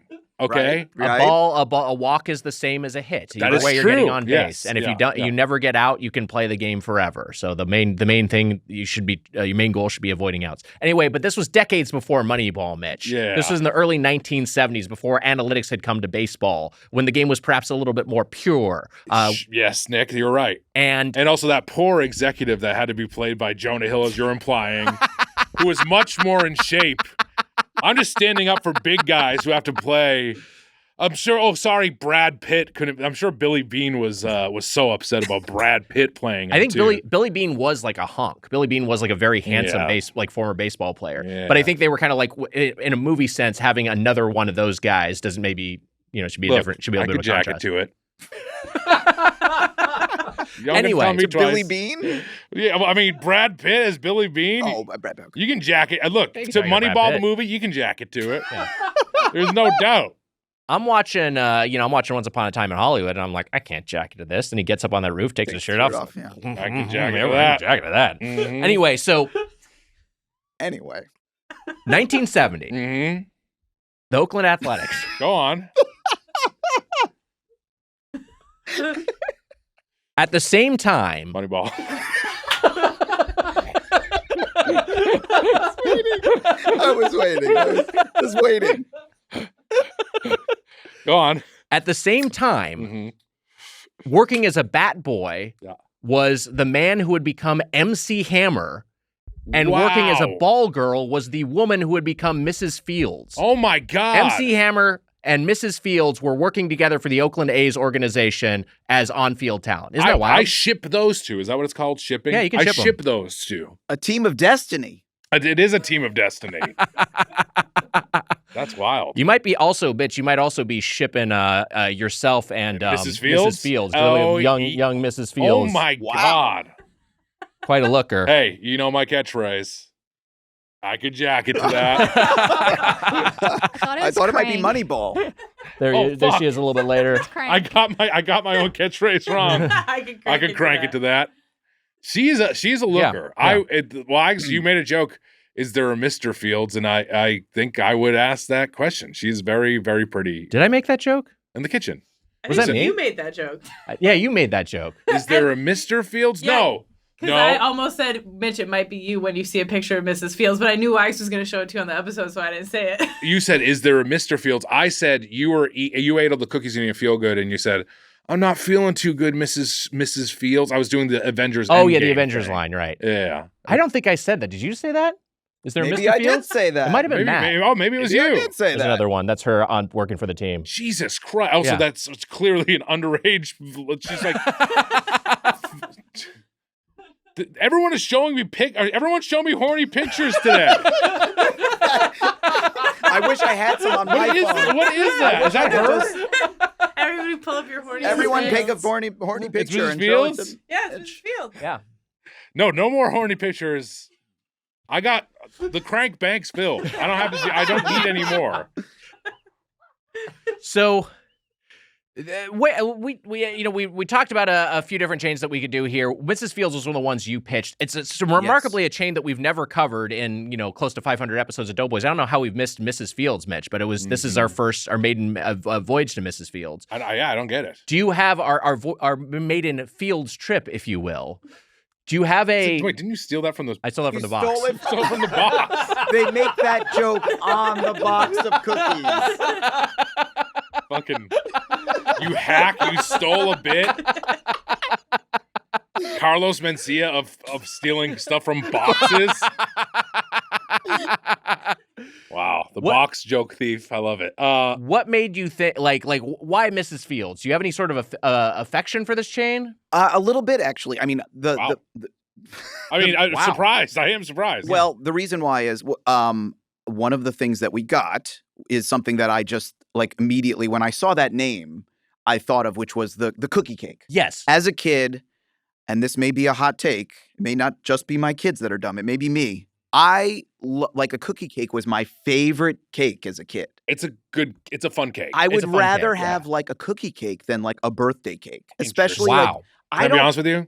Sounds like you were a dumb kid. Yeah, I especially I don't like a chocolate cake too much. I like a vanilla cake. I Okay, agree with you there. I like a vanilla cake. I like the actual cake is vanilla. Yeah. and Yes. vanilla dough, I guess, and then Or yellow cake. or yellow cake. Yellow cake. But I like chocolate frosting on there. I also will go ice cream cake over a cookie cake. But I do like an ice cream cake. ice cream cake is fun. So I loved the Mrs. Fields cookie cake as a kid. Mhm. And I would ask for it for birthdays or and I have a Wow. weird, vivid memory of for my brother's birthday one year, going to the mall where there was the Mrs. Fields cookie, the Freehold Raceway Mall in Freehold, New Jersey, where I grew up, Wow. and going and picking it up with my mom because I was so excited I would go with her to pick it up. Yeah. And then I used to work in that mall later when I was a teenager. I worked at a comic book store. Yet What another. year we're talking about? This is now the late 90s into the early 2000s. Okay, Moneyball period. Moneyball period. Mhm. That's what I always call it. Mhm, Yeah. mhm. And I was in end of high school into college, Uh-huh. summers. I would work at this comic book store in the mall, and if it was a really shitty day, I would go and get Mrs. Fields cookies afterwards. I love it. So I I haven't had it since then, probably. Yeah. But when I saw it, I'm like, does it still exist? Which is maybe not a good sign for Mrs. Fields. Yeah. But when I was like, oh, it does, I was like, oh, that would be fun. Is it cookies that are now can you get Mrs. Fields cookies in the grocery store? Is that like so? It seems like I don't think they have grocery store distribution. Okay, it seems like what they have is they have their old standby mall stores, and they're also trying to scale up a nationwide delivery system. Sure. But I will say their online infrastructure is just crude compared to Insomnia or Crumble. They do not have those companies were designed from the ground up for apps. Sure. And there's not the equivalent with Mrs. Fields. In fact, it's even a little cumbersome to figure out how to order something for in-store, to the point, Amelia, where I think you couldn't even do that, right? You just had to go in person. How did that all work out? Yeah, the pickup time was too late. Right. The earliest pickup time available, so I just went in store and ordered it. Right. Which we'll talk about in a second. But yeah, I would say Mrs. Fields for me was a thing where I liked it as a kid, and then it's been at least 20 years, maybe longer, since I've had a Mrs. Fields cookie. But it was a thing. It was just like, oh, yeah, it's there. Do I want that? Do I want Cinnabon? What do I want to be my little mall treat while I'm out shopping with my folks? I don't have too much affection for this place. Wetzel Pretzel maybe is another option. Yeah, sorry, keep going. Wetzel Pretzel. I mean, that more so Auntie Anne's that we had. Auntie Anne's was the pretzel at the Freehold Raceway Mall. Auntie Anne's was in the mall in the South Shore Plaza. That's what. And I don't think there was a Mrs. Fields. Maybe there was, but it wasn't a place that I would go to often. I know that there was also Diddy Reese's out here, Wags. Diddy Reese, yeah, which I think is just a single store, but they're great. Oh, it's just a single store. I think so. Oh, wow. I don't think there are multiple Diddy Reese's, because I know that Diddy Reese is pretty good. That was the thought of we were eating these cookies and feeling very sick, pretty quickly. Yeah. They were very sugary cookies. I mean, they are. They're sugar cookies, and that's when Wags the Wagger's end game. When I said Mrs. Fields, I'm not feeling too good. What is the line? Mrs. Fields, I'm not feeling too good, Mrs. Fields. No, I think the name comes first. The name. Oh, okay. What is it, Mr. Stark? Isn't it? Or is it about this? Is the most memorable line in all of Marvel. Mr. Stark, I don't feel so good. Mr. Stark, I don't feel so good, Mr. Stark. You were having this moment with the cookies, as we all were, and I was like, oh, I don't know how I feel about these, but then I was like, but also, do I care about what is the Crumble? Crumble, yeah. I'm like, is this better than Crumble? This is what I was trying to think. I'm like, do I like this better than Crumble? And I actually don't know if I do. Well, this is one of those things where what's difficult to evaluate about a place like this is our eating experience was not at all what a normal Mrs. Fields eating experience is. Sure. Now, you can go to hey, we're going to go review Claim Jumper, like a big sit-down chain restaurant, and we can have a big meal there, but it still approximates your experience of a normal chain Claim Jumper visit, or Cheesecake Factory to be a more known chain. But here, it's this is not what you don't get 20 cookies from Mrs. Fields and eat 8 of them a piece. This is not what the experience is normally. And so we all felt a little bit insane. Yeah, definitely, and sick, just disgustingly sick. Yeah, no, I don't. Yeah, I still don't feel good from it. And also the sugar. It's happened on the show when we eat a bunch of sugar stuff like this, and then we feel insane for the episode. I think that we paced ourselves maybe a little bit better with this, but I do think that Crumble probably has there is a high end cookie that I will like there, but the issue is finding it in the sea of cookies that they have, because they're constantly rotating inventory. They have new specials every week, and that's part of why people like that place is the novelty of I get to try another new flavor, but a lot of them just don't hit. And a lot of classics here, but I'm like, if I went by Crumble and I went by Mrs. Fields and I picked one of the 3 cookies I would have wanted to have at Mrs. Fields, which today I was clocking it. I was like, that one, this one, and this one. These are the 3 that I would pick. And I was like, they're pretty good. And then at Crumble, I'm like, would the same thing happen where I would get a cookie that I actually liked? Mrs. Fields is way more just classic, kind of boring cookies. Crumbles are crazier. There's crazier cookies at Crumble, but I'm going insane. But I can't tell. Maybe I would want a Mrs. Fields more than I would want a Crumble. I can't tell, honestly. I've had people have given me Crumble cookies and I've eaten them. This is good. This is a good cookie. Yeah. I've also gone to a Crumble and had a not good experience. I walked in there with my 2 kids And I mean, I'm not to call my kids dumb, but I mean, they had certain things that they wanted. Right. And like, I had to like order on a computer instead of talking to a human being, and then waited like with cranky kids there for like 10 minutes. And then after 10 minutes, they walked up and said, "Oh, we're all out of the cookie you ordered, but we have this other cookie. Would you like that?" And it's like, do you understand how a 7-year-old's brain works? You can't offer one cookie and then give them another. I might as well have said, "Well, we don't have chocolate chip. Would you like poison instead?" That's literally what I. And everyone with the Doughboys, we'll take the poison cookie. It was just like not user friendly. Yeah. Yeah. I guess for us, if we're all out of ookie cookie, would you like a poison cookie? Is probably. Jesus Christ. That wasn't on the menu at Crumble that particular week. Yes. I know Crumble, they altered. rotate They sold them, out. yeah. That's a limited You time saw Nick and I offering. walking away with big bags of ookie cookies. I wonder if there's like maybe a medium. Like Crumble like can be really good, and also sometimes you can look at the flavors and be like, I don't want any of these, Here's what's been left out of this discussion. That's being presented as a binary. The third way. Insomnia. Insomnia is the sweet spot. Insomnia has it sorted. Again, we did bring this up, and you said, shh. So we did bring up insomnia. Don't talk about it. And I'm going to say that thing on the box. Don't say that either. Insomnia, I am in hindsight being like, insomnia is maybe insomnia is the top of the cookie brands. I think probably for right now, I think that's the one that where you can get like just a regular ass cookie that is good. Yeah. It's not a pain in the ass to order from. But also it's another place like Crumble where it's not geared towards storefronts. It's not geared towards I'm going to go to because this is the thing about Mrs. Fields. It's like an impulse. It's like, oh, a Mrs. Fields cookie, I'll have one of those. Right. You get your bag of Hot Topic or whatever the fuck. And then you're going to sit down in the food court and you're going to have a Mrs. Fields cookie. You're going to have a nice time. And Insomnia and Crumble are much more like this is an experiential thing. This is a delivery app. This is a this is for delivery. This is your stoned, or this is it's your friend's birthday. And all you Gen Z babies, you can get your milk and cookies delivered right to your dorm room. You make me sick.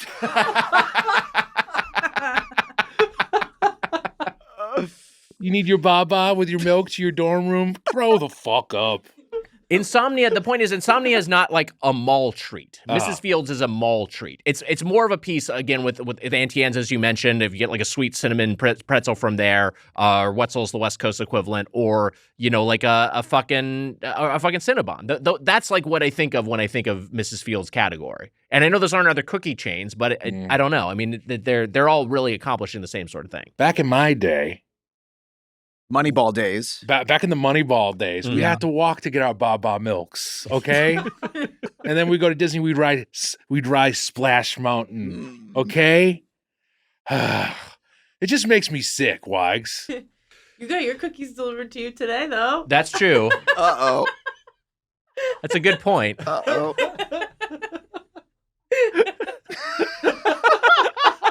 Someone went and picked up your cookie order. Brought it to you. Am I secretly just still mad about Splash Mountain? Yeah, probably.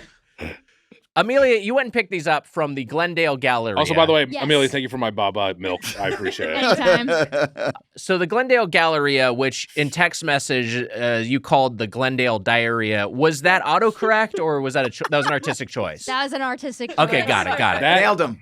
As one of my local malls pissed me off. I submitted that name to Google Maps. The Glendale Diarrhea was very hard to navigate. Yeah. I got lost in the parking garage. I was wandering around for maybe like 20 minutes. That's Wow. That's why I was so late today. But This sounds, if you put Trump's voice over what she was just saying there, it sounds Trumpian. Glendale Diarrhea. I was walking around for 20 minutes. It just sounds Trumpy. I was walking around for 20 minutes. But it was all worth it because I had a lovely experience when I got there. Right. Shout out to Taylor, who was one of the general managers at this location. She was awesome. I walk up to her and she's like, "Are you from Jersey?" And I was like, "How'd you know?" And she was like, "Me too." And then Singer, you as well. That's how I react anytime anyone asks me. Also. We bonded over that. She gave us some extra freebies. She was really nice. You guys became Instagram friends. Friends. You guys are tight in the few minutes that you were there. Yes, she has a TikTok famous canine officer dog named Judah, I think, and she gave us a balloon, and she custom iced the cookie cake for us, so it says Doughboys. Yeah, she was very lovely. Shout out to Taylor. The Doughboy, I was definitely struck by the cookie cake, which was a singer request, having Doughboys written on it. That was quite nice. Mm-hmm. And freshly baked. Freshly baked. So here's the thing, and the cookie cake again. I went to the dog's TikTok, and he has a thin bone line flag. A thin bone line. Oh, that's a bummer. So you started following him. Yeah, I followed him. Yeah. I was making jokes to Wagger that the dog was like putting its paw on other dogs' necks and shit. I haven't looked at this influencer dog yet. Anyway, do you think that Trump? Just to go back to Trump. Yeah. Do you think that Trump? You think there's a scenario where Trump has like an OJ moment, like the Bronco chase? Like it's already and you know how the world is. It's like we're in like a cyclical. Like the world is people think that we're living the Matrix. Sure. And like if things are cyclical, and like it's like, doesn't it feel like the end of the 4 years could end with him being in trouble and like flying away and like trying? Doesn't it feel like something that could happen? You're describing something that Bill Simmons has called like the Mike Tyson effect, or the Mike Tyson threshold. Right? Sure, yes. I forget exactly what his formulation is, but it's like basically like any news story you hear about Mike Tyson. How would he put that? It's kind of like the Mike Tyson threshold. That sounds right. It reminds me of the movie Moneyball. Cartman. So anyway, it's like any story. Basically, what it is in brief is any news story you hear about Mike Tyson, you just believe because he's such a crazy figure that like anything that he does is like, oh yeah, that I completely buy that. And Trump's kind of the political equivalent of that. Like anything that happens, you're just like, yeah, okay, I'll take that. In my head, I just feel like there could be like the 2029 version of the OJ Bronco chase with Trump, or I feel like it just will happen. A low-speed chase, where he's in the back of a sports utility vehicle, or in a like plane. Steve Maybe Bannon it's a white plane. You know, a white plane. Okay, yeah. I feel like it's gonna happen. Yeah, and you'd map out whoever Al Cowlings would be in this scenario. That's I guess Marco Rubio. Yeah, I was literally just about to add. It's Marco Rubio flying the plane.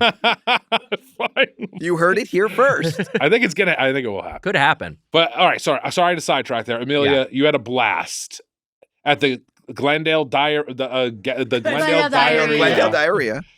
So she hooked us up and she gave us this lovely heart balloon as well.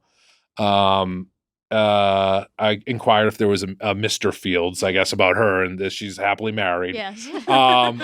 All great stuff, great experience. Yeah. But are the cookies good, Wags? That's the question. And also, we got one of those big cookies and it said Doughboys on it. You already said this, and there was a cream around the edge, and that was my bite of the night. I think that was maybe all of our favorite things. It was great. The cookie cake was a knockout. That was legit very good, and it was also the one notable thing, like because everything else I feel like was like a cookie, right? It was like, fine. yeah, this is a cookie. Yeah. Some of them were a little bit too much. Some of them were, just right down the middle, but nothing was like blowing my mind. But the actual cookie slice from the cookie cake, I thought it was warm. It was soft. It was, Amelia, the way you characterize it, it's like a little undercooked, but like in a good way. In a good way. Like properly, like, just Ooey gooey. Exactly. Let me just say, it would pass the American Pie test. Unfortunate. Stick your dick out? You know what? Probably too deep.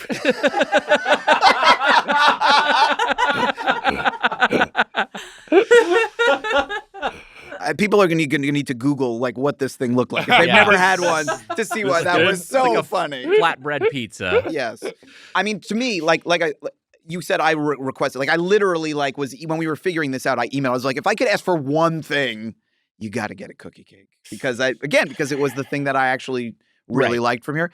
And so to me, I thought that was terrific. It was actually just as good as I remembered. Mm-hmm. So to me, almost everything else was like a wash. It was like the one thing that I really liked as a kid was still good. Because sometimes again, kids are dumb. Yeah. Sometimes you try these things in adult and you're like, what was wrong with me as a kid that I liked whatever this was? It was hitting for It whatever. was good. Well, I think part You of know it what? also is it was the one item that was fresh baked, right? Because this was baked to Yes. order. Everything else was something that was batch baked this morning. Yeah. Yeah. So it that extra layer helped it quite a bit. I'm ashamed of myself. What for what? Just the things I've been saying this You're episode. talking about jacking off and Yeah, I wouldn't fucking a bring my cookie. dad back. I wouldn't want my dad to see me as I am. He needs to stay in the afterworld. I can't see him for what I've become. You know, he would come, I feel like he would come back and be like, I'm gonna go back to the afterworld. I think he'd be sad. Get back on the Beetlejuice train again. I don't think that's true. Calling Mitch. kids dumb. He's like, where are yours? I don't have any. You know what I mean? Like, there's just like a lot of. Yeah, I don't. I don't think that's true. I think the Whammer would be quite proud of all your success. Thank you, Wags. The Whammer, good guy. Yeah. Okay, so the cookie cake was great. It was delightful, and I genuinely enjoyed it. Nothing else is on that level. Side by side to the chocolate chip cookie, we thought the chocolate chip cookie was too sweet.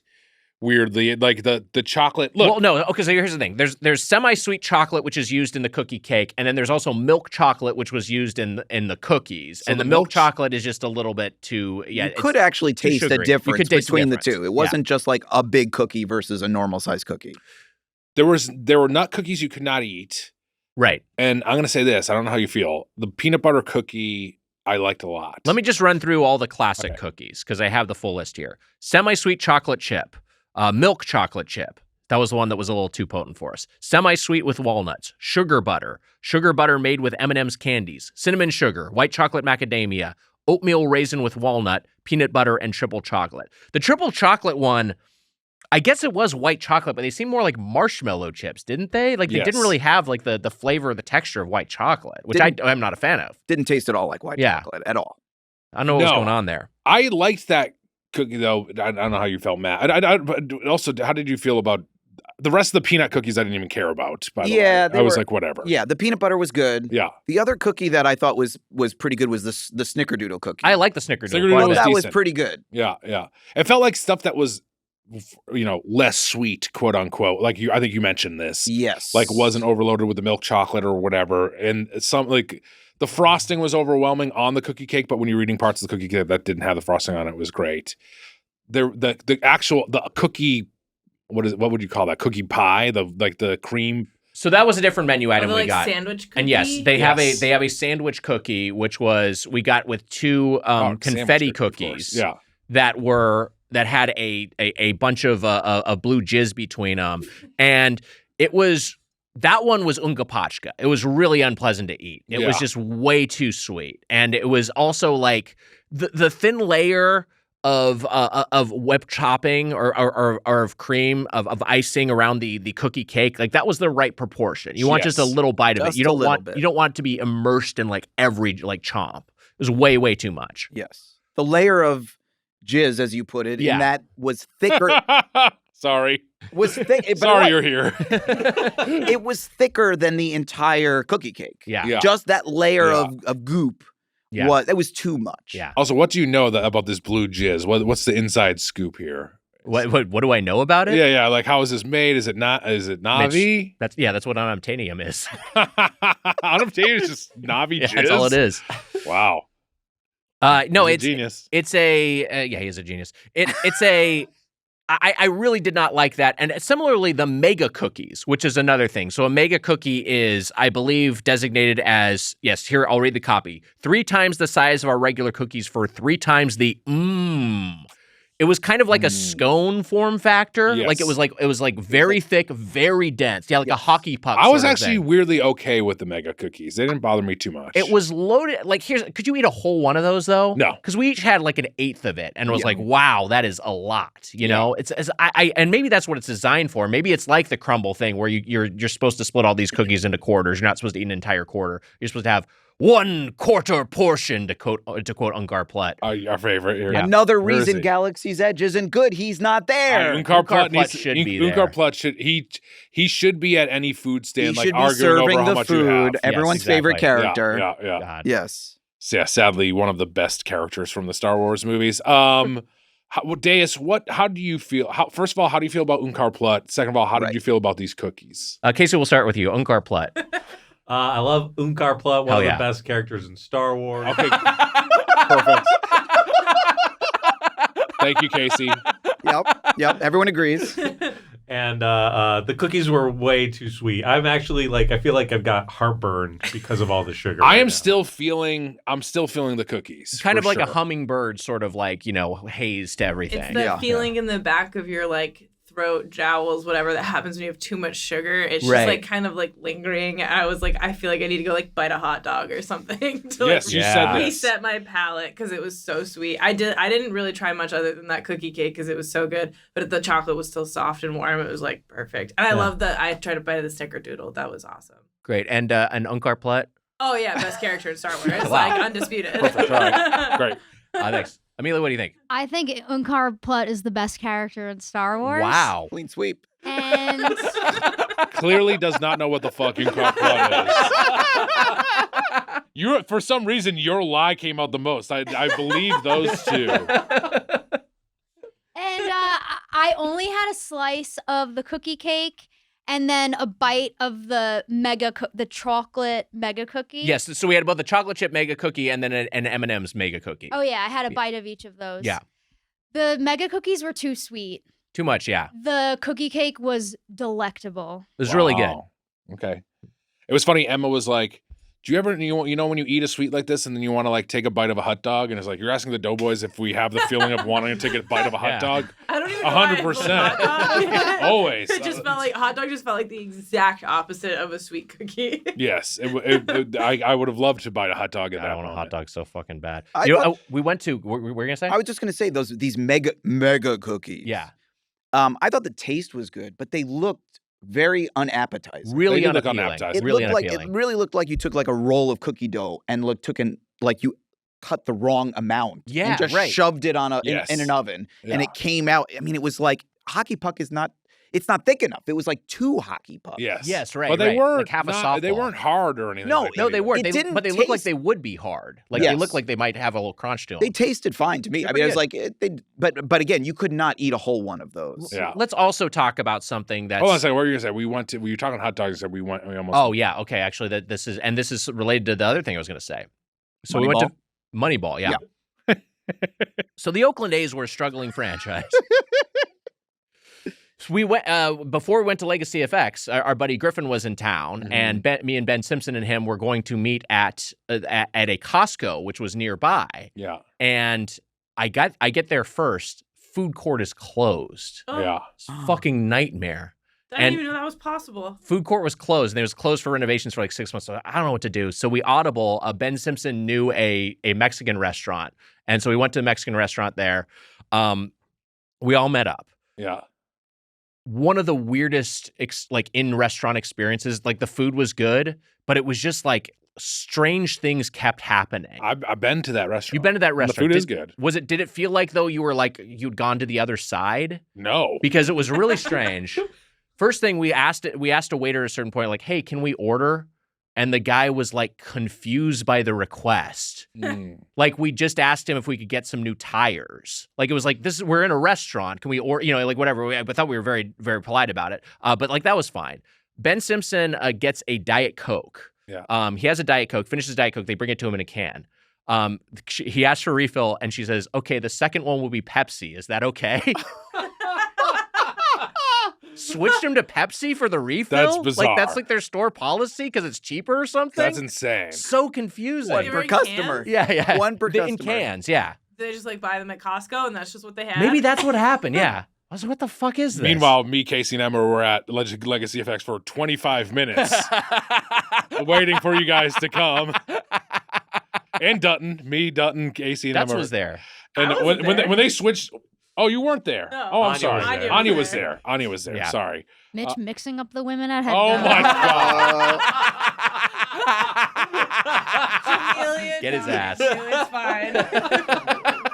Well, Me and one of the women of Headgum and Casey and Dutton were waiting for 25. When I saw that Costco was closed, they're like, yeah, let's go to this restaurant. I was like, what the fuck are they doing? It was like a half an hour until we were going to meet. I understood. Look, Ben, who arranged it, hadn't eaten lunch, and he was planning on eating lunch. So I was like, we'll go to the spot. We would have been fine. Look, you're still ahead if we add up minutes I've made you wait versus me wait. It's not a big deal. I don't care. Yes. But we waited there for a while. Then I also made the mistake of comparing you to one robot character, and then we saw a bunch of giant fat characters, which you kept comparing me to over the course of the thing. Tactical error. Huge error. I think I then also did compare you to like a fat robot later on. I got you at some point. Yeah, we were good. It was typical banter. Yeah. Going at each other. Yeah, no one liked it. It was it was just for us. The Siskel and Ebert of food. Yeah, you're right. Wait, it was what there was were you thinking a specific Oh one? no, I was just thinking of like because you remember the orientation. There was that whole thing. In case you witnessed this too. And Emma, I think you were there. You saw this. So Jamelia was there. There's that part where he's like, where the guide was like, hey, so this side, because they kind of keep things that are upcoming in a different part of the warehouse from stuff that's already been released. So it's like this side, you can pose with any of these, you can touch any of these, you can photograph any of these, but this side you can't do any of that with. Yeah. And then he was like, and this side, like, it's fine to suck them off. This side, you can't suck them off yet. We're like, oh, it's interesting. That's the joke I was making to you, is that you sucked off a bunch of robots and shit. That's what it was. Yeah. Because there was like a cannon. Yeah, there's a guy. Yeah, there's a little effects guy who's shooting a load into your mouth. They knew you were coming.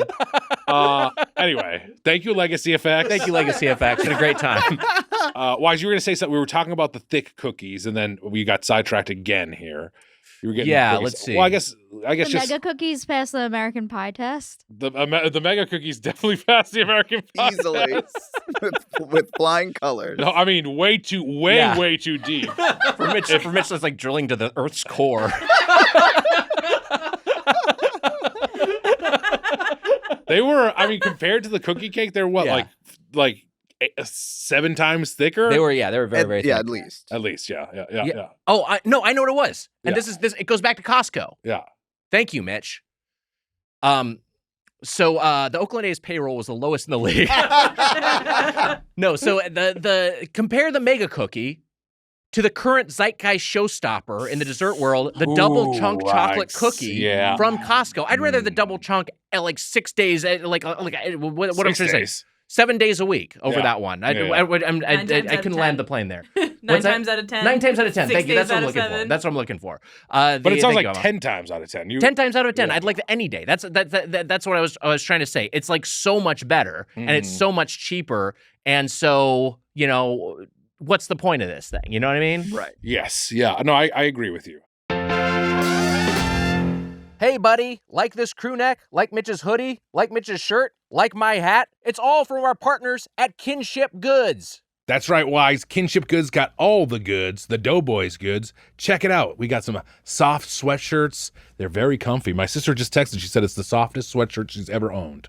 This sumbitch is soft as hell, and it's super comfy to wear, and all the designs are great. This is high-quality stuff made in the USA. We love you, Kinship. We love you, Kinship. KinshipGoods.com/Doughboys for hats, shirts, sweatshirts, glasses, and hey, a whole bunch of fun things. He's getting something, folks. Here he goes. A whole bunch of fun things like a sticker that says, my supermodel wife listens to Doughboys. Wow. A whole Doughboys sticker sheet. Look at all those. Wow. You got a drink or stank, a snack or whack, no peeking anytime. Little Weiger, little Mitch. A clown-ass dad koozie. Clown-ass dad, stickers and koozies, as well as a Let Me Be Frank sticker. All that stuff is available over at kinshipgoods.com/Doughboys. With more fun stuff to come. Wow. Should we get to our final thoughts? Yeah, it's so, time. Matt, this is how this will work. We'll each go around. We'll give our final arguments on this chain, or closing statements, if you will, and then end that by giving it a score from 0 to 5 forks. So, Matt, you're our guest. Your final thoughts on Mrs. Fields, your fork score. Well, again, honestly, all I cared about was that damn cookie cake. Yeah. Was it going to live up to the mental image I had of it. And I felt like it did. The cookie cake, I mean, that item could be, I would say, 5 forks. Yeah. Just that item. The rest is it was fine. Yeah. So I guess overall, I mean, nothing we had was, I would say, bad. Other than maybe what was it? The one with the jizz. Yes, yeah, that one was bad. That was bad. Other than that, everything else was cookies, which are good. Yeah. There wasn't any other bad cookies. They were all generally acceptable to pretty good. So I guess ultimately I would arrive at a score of maybe 3.5 forks. 3.5 forks. Pretty Good score for Mrs. Fields. That's a good score. Spoonman, what do you say? For whatever reason, I want to like Mrs. Fields, and I like that Amelia had a good experience there today. I like Mrs. Fields herself. Yeah. And I like all the thirst traps you were showing me of. Yeah. But Mrs. Fields. Mrs. Fields. Not what I imagined Mrs. Fields as a kid looking like. We no, should no, also no, yeah. say this. Yes. Also, yeah. Please don't say as a kid. Okay. I was looking at the. I was the kid in this scenario. Yes. Let's make that clear. You're picturing like Mrs. Butterworth. Yeah, like it's like genteel old lady. exactly. Yes. Here you go, Right. kids. Yeah, but she's very, very pretty lady. And hey, the older women can be very beautiful too, Mitch. I of course. Yeah. Where did I not say that? We love our silver queens. I think Mrs. Fields is still very attractive. Yeah. I was looking at current pictures of her. I like that it's kind of not back to the basics because it's the way this place has been, but I like that it's kind of a more simpler version of cookies. I think the cookie test itself. Yeah. The cookie cake was great. There were a couple good cookies, and then a lot of them were way too sweet. So for me, I think I'm going to go 3 forks, which is right in the middle. Not bad, but not Golden Plate Club territory. 3 forks. 3 forks. That's where you land. And I'll give Mrs. Fields a thumbs up Ebert style, if you catch my drift. I could crank it to that. But yeah, I mean, like, why do I care? I have no history with this place. I didn't even used to eat it a lot, but I do like the idea of it. And I think some of these other cookie places have gotten too crazy. I think that they do have to make a move for the future. I think something has to change at Mrs. Fields, like just maybe more delivery locations or whatever it is. Or honestly, try to get a great store-bought cookie. You know what I mean? Like there's always a battle for that. We talk about the store brand cookies and what's the big ones? The green bag. Tate's. Yeah. Tate's is like a big one. I'm like, Mrs. Fields cookies hitting the market could be good, but maybe they don't want to do that. And maybe we don't need it either. I don't know. I just don't know. I'm a little worried about Mrs. Fields' future, I would say. Yeah, I mean, looking at their growth and decline, they had a couple of bankruptcy scares. Mm-hmm. It feels like they're maybe waning a little bit. It feels like there are fewer Mrs. Fields than there used to be. Part of that is just the death of the American shopping mall. This used to be like this kind of, this hub of suburbia, and now there are fewer and fewer of those. And also what you'll see at like a more upscale, the versions that work now that are more like outdoor walkable neighborhoods. Those don't tend to have places like Mrs. Fields. They'll have like a pressed juicery or something like that. They'll have or like a Van Leeuwen ice cream. They'll go for like, something a little bit more contemporary, a little bit more artisan, a little bit more gentrified. Kid question. Do kids like smoothie? Like, are cookies still number one for kids over like smoothies and things like that? Or I mean, if you give my children, who we've established, are very smart kids. Extremely intelligent. Yes. If I offered them a cookie or a smoothie, they're gonna pick the All cookie. right, so kids are still kids. But my kids do like smoothie bowls. Like they actually like they will. If we're walking past, there's a couple in our neighborhood that they're like, "Can we get a smoothie? Can we get a smoothie bowl?" Like an acai bowl or something Yes, like that. yes. Sure. Okay. And I have to be like, "No, absolutely not. Stop talking to me." But yes, they like both. But I mean, a cookie is a Cookie's a cookie. Yeah. Which is probably what's helped Mrs. Fields all these years. Cookie's a cookie. A cookie is a cookie. For me on my dessert hierarchy, I don't have cookies at the top. Like, I'd rather have a lot of things other than cookies. Although I like cookies. I agree I'm with a big that. fan of cookies. Yeah. But, for me, I'm a creamsman. Ice cream's number one. That's clear. Like, that's S-tier dessert is ice cream. Ice cream for sure is and that's over cookies for me. That's in a tier of its own. Like, maybe go down to A tier. That's when you're putting, like, the pies of the world. Like, I love pie. I'll take pie over cake, but I also really love cake. Cake might also be A tier. Hot cake, a warm cake or a hot cake. Delightful. Yeah. How fun is that? Mm-hmm. Cookies are a little bit lower. They might even be below donuts for me, honestly. I like cookies. I want to be clear. I like cookies, Mitch. Wise, I'm right there with you.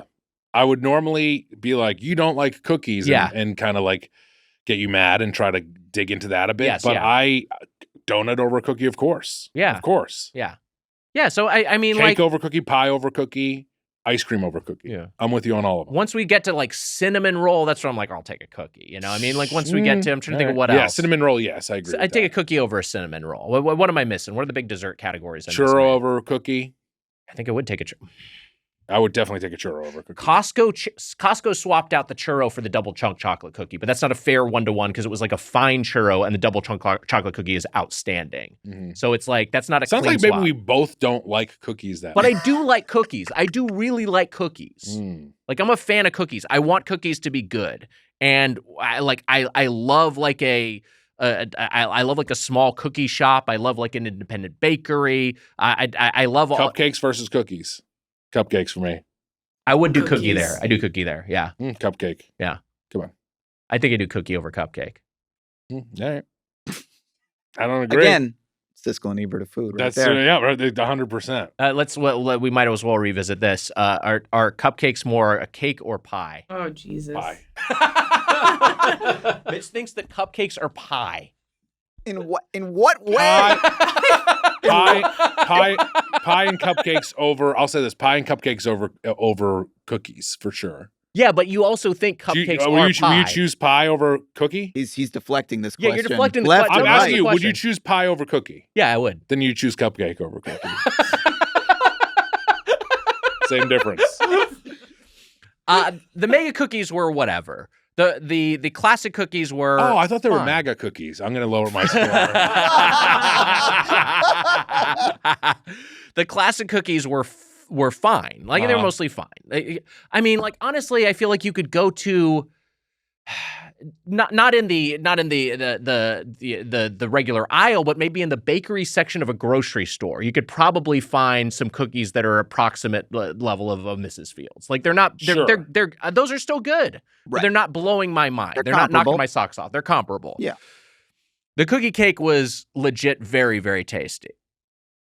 I think on its own, that's like a 4 to 5 fork experience, that in and of itself. Like, that felt like the kind of, like, Mitch, that reminded me of a Pizookie from BJ's, which it's like that same sort of, like, this is like a warm cookie dessert. I'd rather have Pizookie, of course. Of course. But it was also, a you get good that ice execution. cream on the Pizookie. You put a scoop of vanilla on this sumbitch, it would be real good. You know what? I'm just thinking about the Pizookie. Yeah. You might as well call it a Cupzookie. Same difference. It's a portmanteau of pizza and cookie, you realize, right? It's not pie. I'm going to just stick with it. Pizza Same difference. I guess pizza pie. Yeah, that's fair. Where I ultimately land is, what is this place doing?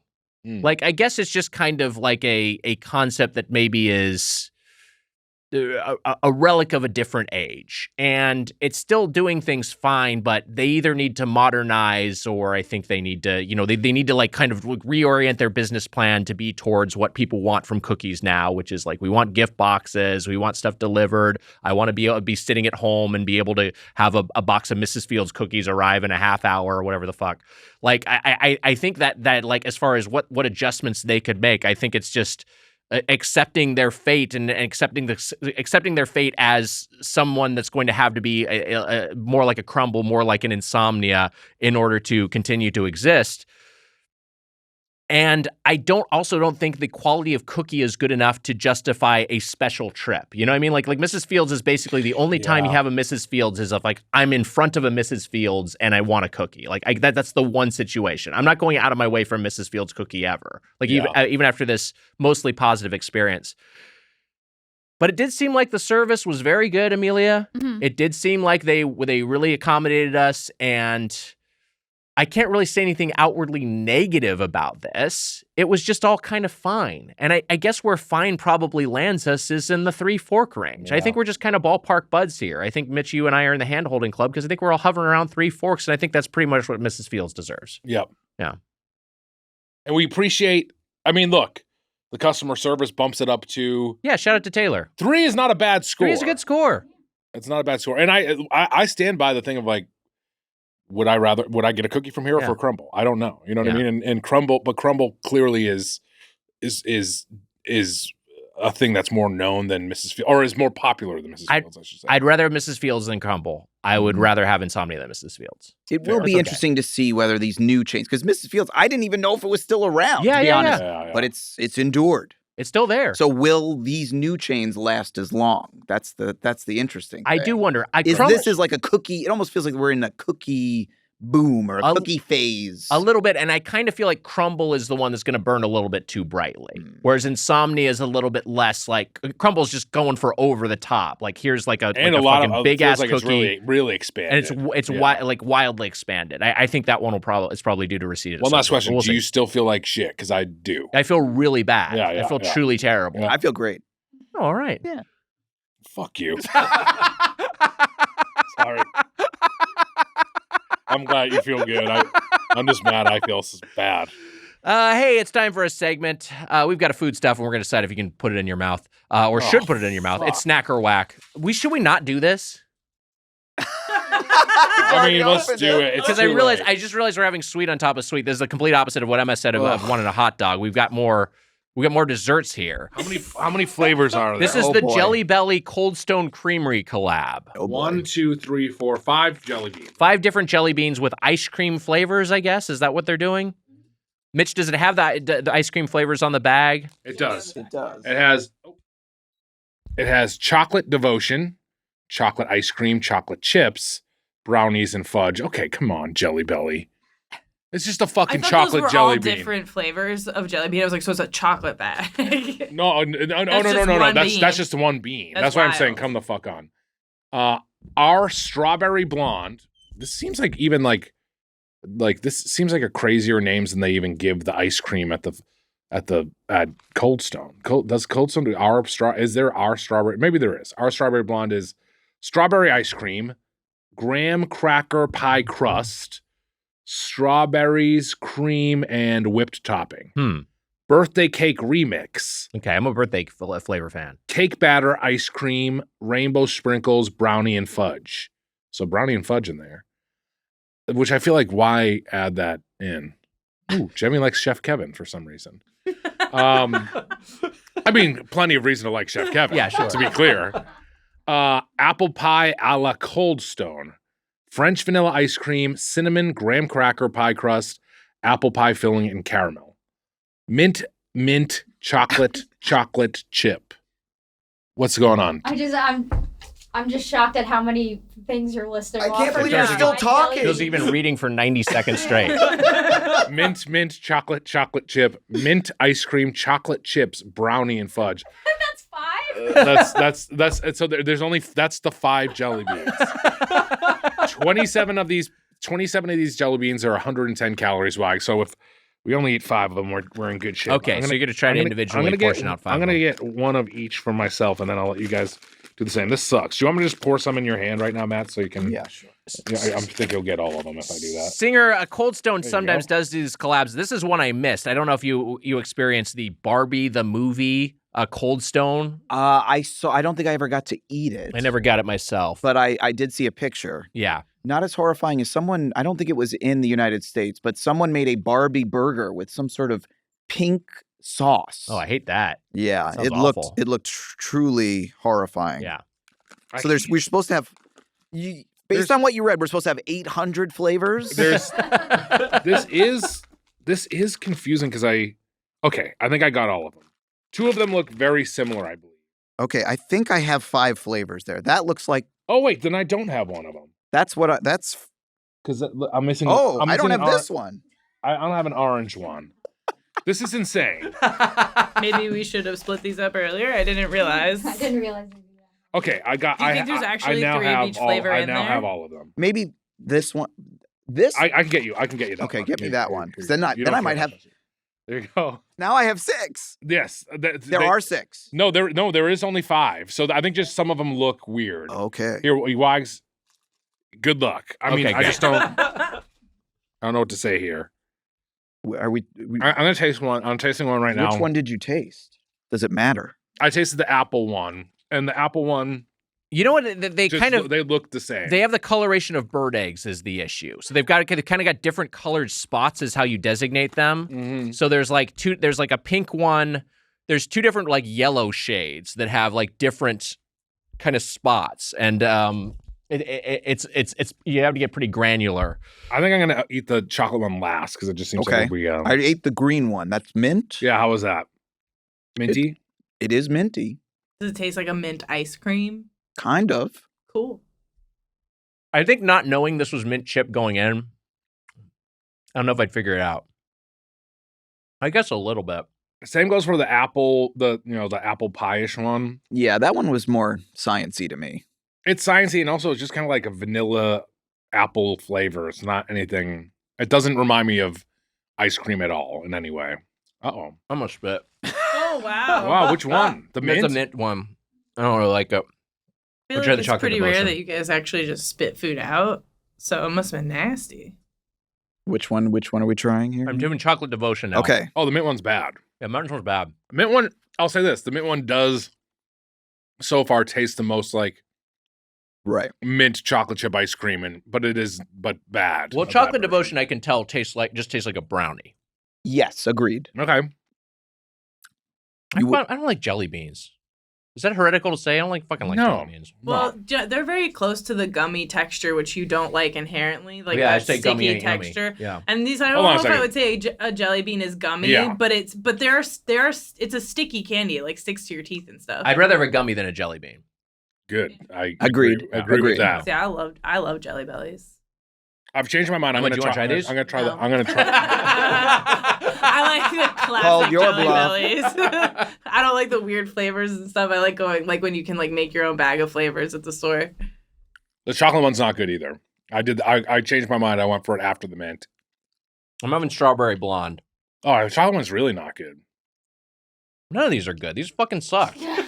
These are maybe whack. They're The awful. birthday one was birthday, correct? Yes, yeah. That I would never have known that was birthday. Here's the issue: is that the 2 ones that taste the best so far. I haven't tried the birthday one, but the birthday one and the apple caramel one. I'm trying the apple pie right now. That's the best one so far for me. It tastes a little sciencey. That's what I thought. None of them are good. No. The strawberry ones is not bad. Yeah, strawberry one's okay. I think that was I have this one left, whatever the color that's not included on You- the bag. You Yeah, I might got like the birthday you might last. like the birthday one. The birthday one is birthday.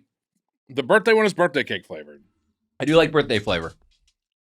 I don't like it, but it does the job. This sucks. Yeah. It's fucking awful. I hate You that. spit out the birthday That's cake fucking flavor. awful. The birthday cake one was the worst, I thought. Yeah, that was nasty. Ugh, Yeah, it sucks. that was horrible. These are fucking whack. These were really bad. These are whack. Matt, I'm Whack. sorry for making you eat these. Nah, whack all around pretty much.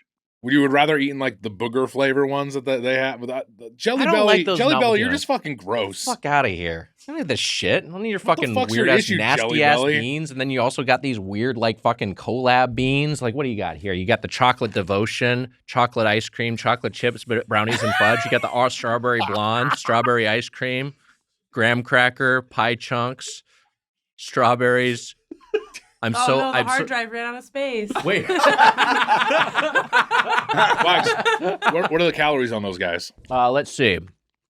110 calories for 3 servings within a bag. So nine of these, there's 27 pieces. 9 of these is 110 calories, but 20 grams of sugar. That's a lot of sugar. The first ingredient on the ingredient list is sugar. The second one is corn syrup. Great. So this is incredibly unhealthy. Could you just read the rest of the ingredients while we're at it? Yeah, I mean, let's see. We got the modified food starch, contains 2% or less of the following: strawberry puree, chocolate liqueur, cocoa butter, cocoa powder, citric acid, ground cinnamon, tapioca, dextrin, natural and artificial flavor, color added, red 40 lake, yellow 5 and 6 lake, red 40, blue 1 and 2 lake, blue 1, yellow 5, beeswax, carnauba wax, Cool. So these confectioner's sucked, but they glaze at least and contributed salt. to our cancer, maybe. It's like a California Proposition 65 or whatever warning on it. Yeah. Wait, does it No, really? I'm asking. No, but it sounds like it should.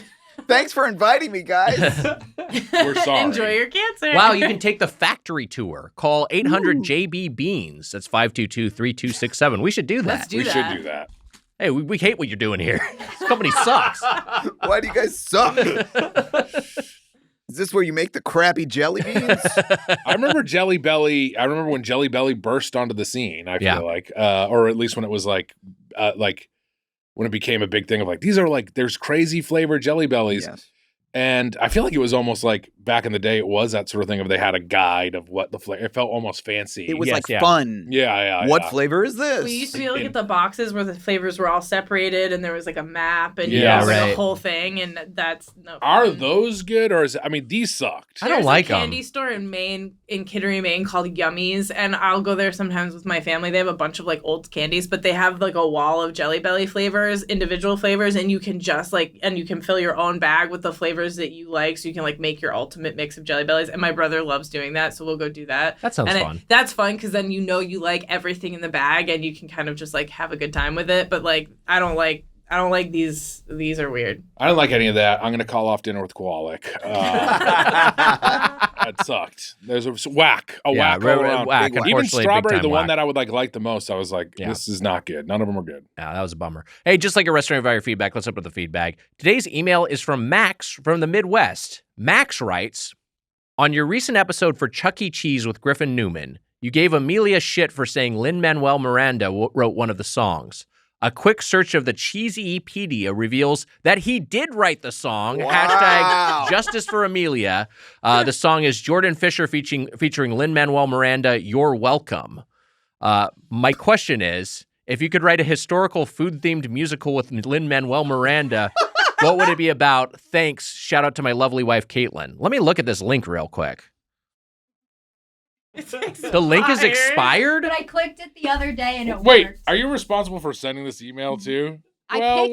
Well, you I picked an picked interesting one. Hello, Max. Yeah.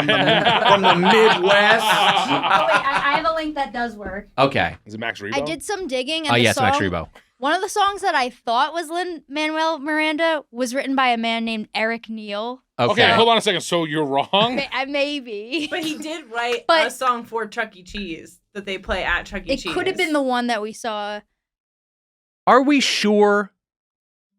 Because So the evidence isn't a broken here's what I link. wonder. Did this listener populate this Wikipedia page, which obviously anyone can contribute who has an account? Did they make up a fake link? You fucked up. That's what I wonder. And then it got taken down by administrators. If that's true, call Susser Man by Dog's coming back. All right, Amelia's handing me her phone. Intermission 3. Lisa Loeb featuring Craig Robinson, Feel What You Feel. Chuck E. Cheese's Buffet. Nick Jonas Home. Chuck E. Cheese's Sensory Sensitive Sundays. Jordan Fisher featuring Lin-Manuel Miranda, You're Welcome. Is this okay? So this on the Chuck E. Cheese wiki, which is listing the playlist.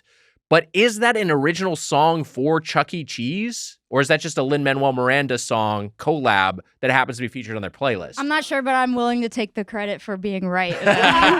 I'll give you the credit. I'm going to hand you your phone back. Amelia, this is blown up in your face.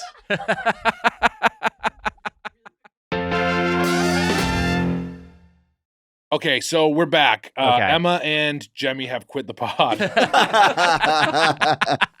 I think I could crank it to that. I was just saying, I think I would probably turn that into my Lin-Manuel Miranda song, except it would be like, I can't crank it to that for like the Boston Massacre. I can't crank it to that.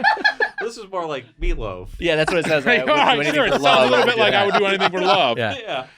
Like 9/11, I can't crank it to that. Stuff like that. Historical moments. Prejudice. But I Can't won't crank it to Do that. but I won't crank it to that. But prejudice, I won't Yeah. crank it to that. Yeah. Factory Farms. Won't crank it. That's Randy Newman. That's what I'm thinking of. January 6th. Might crank it. I'd crank it to anything for love. But not to that. Not to that. I don't know how to answer this question. I was gonna say, does that answer the question? Yeah, to write a historical food themed musical with Lin-Manuel Well, you got Miranda, mine. I don't know. You have mine. You can't crank it to You that. can't crank it to that. How is that food themed? Oh, it's gonna be food themed. Yeah, this is one of those things. This is one of those questions where it's just like, hey, here's some improv. here's a premise, do some improv. What I don't about- fucking know, Max. You're sending busted links. I don't know what the fuck's going on If here. that's You got your an real impossible name. question. Yeah, if that's your real name. Yeah. What about, I mean, it's already been covered in one of the great films of the last few years, but if we took Unfrosted Oh, sure. and you made a musical of that great motion picture. That would be great. I'd love to see that because, like, there is a great musical moment during the end credits where there's the original That's Jimmy right. Fallon Jimmy song. Fallon wrote a song. So we've that already the cast does a lip dub to that they are not into. Mhm. So much like the Back to the Future musical, Yeah. you're starting from, we have a great musical backbone. in Right, this. right. No, that's great. That's a good pitch. I think like an Easter. Help me out here. Yeah. Mhm. And it's an Easter song, and it's Alexander Hamilton. If it was like potatoes and some ham again, That's good. Yeah, that's really not good. bad. I like that quite a bit. potatoes and some ham again, and then what does Easter supper consist of? I don't know. Something Yeah, I get what along you're those saying. lines. I thought you would help me out here. I thought you would put on your improv shoes a little bit. I don't know what you're doing. I'm doing the Alexander Hamilton song to ham. I don't know what you're doing is the perfect response in an improv. That is a lot of improv scenes. What? I don't know. I think there's looking at I think you could have a Wonka-esque thing about Colonel Sanders because he had such an eccentric, he was such a charlatan, he had such a kind of a life where maybe he was a fabulist about certain aspects of it. He allegedly killed somebody. I think there's just a lot of Colonel Sanders lore that you can Right. see. And also a man who had ultimately built his empire relatively late in life, which is kind of interesting. I mean, what about Mrs. Fields? Is there something we can Oh, there do you with go. Mrs. That's Fields? Her great. biography? I don't know. What? That could go in I could crank it to that song. It could go in the portion of that song. That would fit. That would fit perfectly. Yeah. Deborah Fields forever. That's pretty good. Pretty good. Please. I can crank to that. Oh. There you go. That's Get some- perfect. Get some Hall & Oates in there. Mrs. Fields has got it going. You know what I mean? It's Yeah, Stacy's mom, but I don't know Mrs. Fields' daughter's name, so this is the issue. Let me take you down, because I'm going to Mrs. Fields. What is it? That came off dirtier than I ever would have thought for you two. That's good, Wags. Yeah, that's good. We solved it. Hey, if you have a Are question, you comment- happy? You We happy? got fucking happy? I just saw your email asking me to pick a different question. Wow, you saw this beforehand. If you have a question or comment about the world of chain restaurants, you can email Potato us win at some ham again. That's pretty fucking good. You don't even know what the fuck I'm talking about? I came in like Moneyball. That's great. Oh, that's really good. Yep. Yeah, You know that fuck. Never mind. email us at feedback at You know the birdfuck.com, salaries are low. or leave us a voicemail at 830-GO-DO. That's And now watch Scott 830-463-6844. Heidelberg go. To get the Doughboys Double or weekly bonus episode, plus our entire pre-2018 back catalog, subscribe at patreon.com/Doughboys. Our producers, You Emma know what? Brink, our Harris associate shouldn't come producer. back either. There's Harris Amelia shouldn't see Marino. this shit. Our supervising video producer is Casey Donahue. Our video editor is Mike Dorfman. Harris is looking up at us and shaking his head. Matt Singer, our guest. Thank you so much. Great to get you on studio. Yes. Thank you so much for eating a bunch of cookies with us and some really bad jelly beans. People should check out Opposable Thumbs. Really awesome book. Congratulations on that. Anything else you'd like to plug? No, yeah, check out the book. I've got another book about Spider-Man I wrote a few years ago, so yeah. you can find that too. He's probably my favorite superhero. Oh, as he's well. the best. Yeah. All right, so we at least agree on that. Yes, I'm a big Tobey Maguire Spider-Man Yeah. movies. Great movies. I love them. Yep. Love 'em. Yeah. Great. You like the Peter Parker Spider-Man. Wait. Hold on a second. No, I like all Spider-Man. Okay, I love okay. the Spider-Man All right. games too. All right. Miles Morales, I love Miles Morales. He's great. He's great. Both are great. We have room in our hearts for many Spider-Man. Spider-Verse, the movies themselves, I thought were a little overrated. But Oh boy, here we go. I love the first Spider-Verse. Second I one, think it's didn't awesome. I think the second one's maybe a little bit bloated, but it's also just so visually dazzling that I'm just like this is why you see a movie. Look at first, this. the first Spider-Verse is good. The first one is amazing. Yeah. The second one, I think I agree with you. It's beautiful to look at. Yeah. Very bold. Maybe a little Unga Pachka. A little bit. Maybe a little. I thought it was a downright a bad movie, personally. But I like. Should we get my kids in here and they The can kids, weigh in? I get why kids would like it. They're dumb. I want to say that Mrs. Fields cookies look so much better after eating these jelly beans. That is true. 100%. That is Does true. that buy it a half fork? I mean, honestly. Do I go up a half fork because it's just like such a better dessert? Like that was an actual treat that I enjoy. Do we join Matt in the 3.5? Yeah, we'll go 3.5 all around. All right, great. All right, just shout out the name of the Spider-Man book. Spider-Man from Amazing to Spectacular, the definitive comic art collection. Wow. And people should check out your writing at Screen Crush. Especially for our audience. Matt Singer is Stupid. If you haven't already checked it out, it's a lot of fun. You eat movie tie-in menus. Very often you live blog the experience. Yes. And it always seems like you're miserable. Before we ever connected, the number one question I would get about doing this, eating this movie-related food, besides like, what the fuck is wrong with you, was, do you listen to Doughboys? Yeah. That was the question. Like, if you don't, you will, these are your people. So it feels like this was meant to happen. I'm glad. It sounds like you understand the thing of that this does make you miserable. So we get it. It is. I think we have talked about this on that ridiculous text chain. This is a masochistic endeavor that we all do. Yeah. Stupid, but you know, whatever. Yeah. Anyway, stuck. Join us next week when we tour the Jelly Belly factory. Matt Singer, thanks so much for being here. What a show. My pleasure. Thank you, guys. That'll do it for this episode of Doughboys. Until next time, for the Spoon Man, Mike Mitchell, I'm Nick Weiger. Happy eating. Love you, Harris. Hey, buddy, want Doughboys merch? We're talking hats, shirts, sweatshirts, patches, glasses, all sorts of stuff. Aprons. It's all available at kinshipgoods.com/doughboys. That's kinshipgoods.com/doughboys. Sources for the intro are in the episode description. That was a Headgum podcast.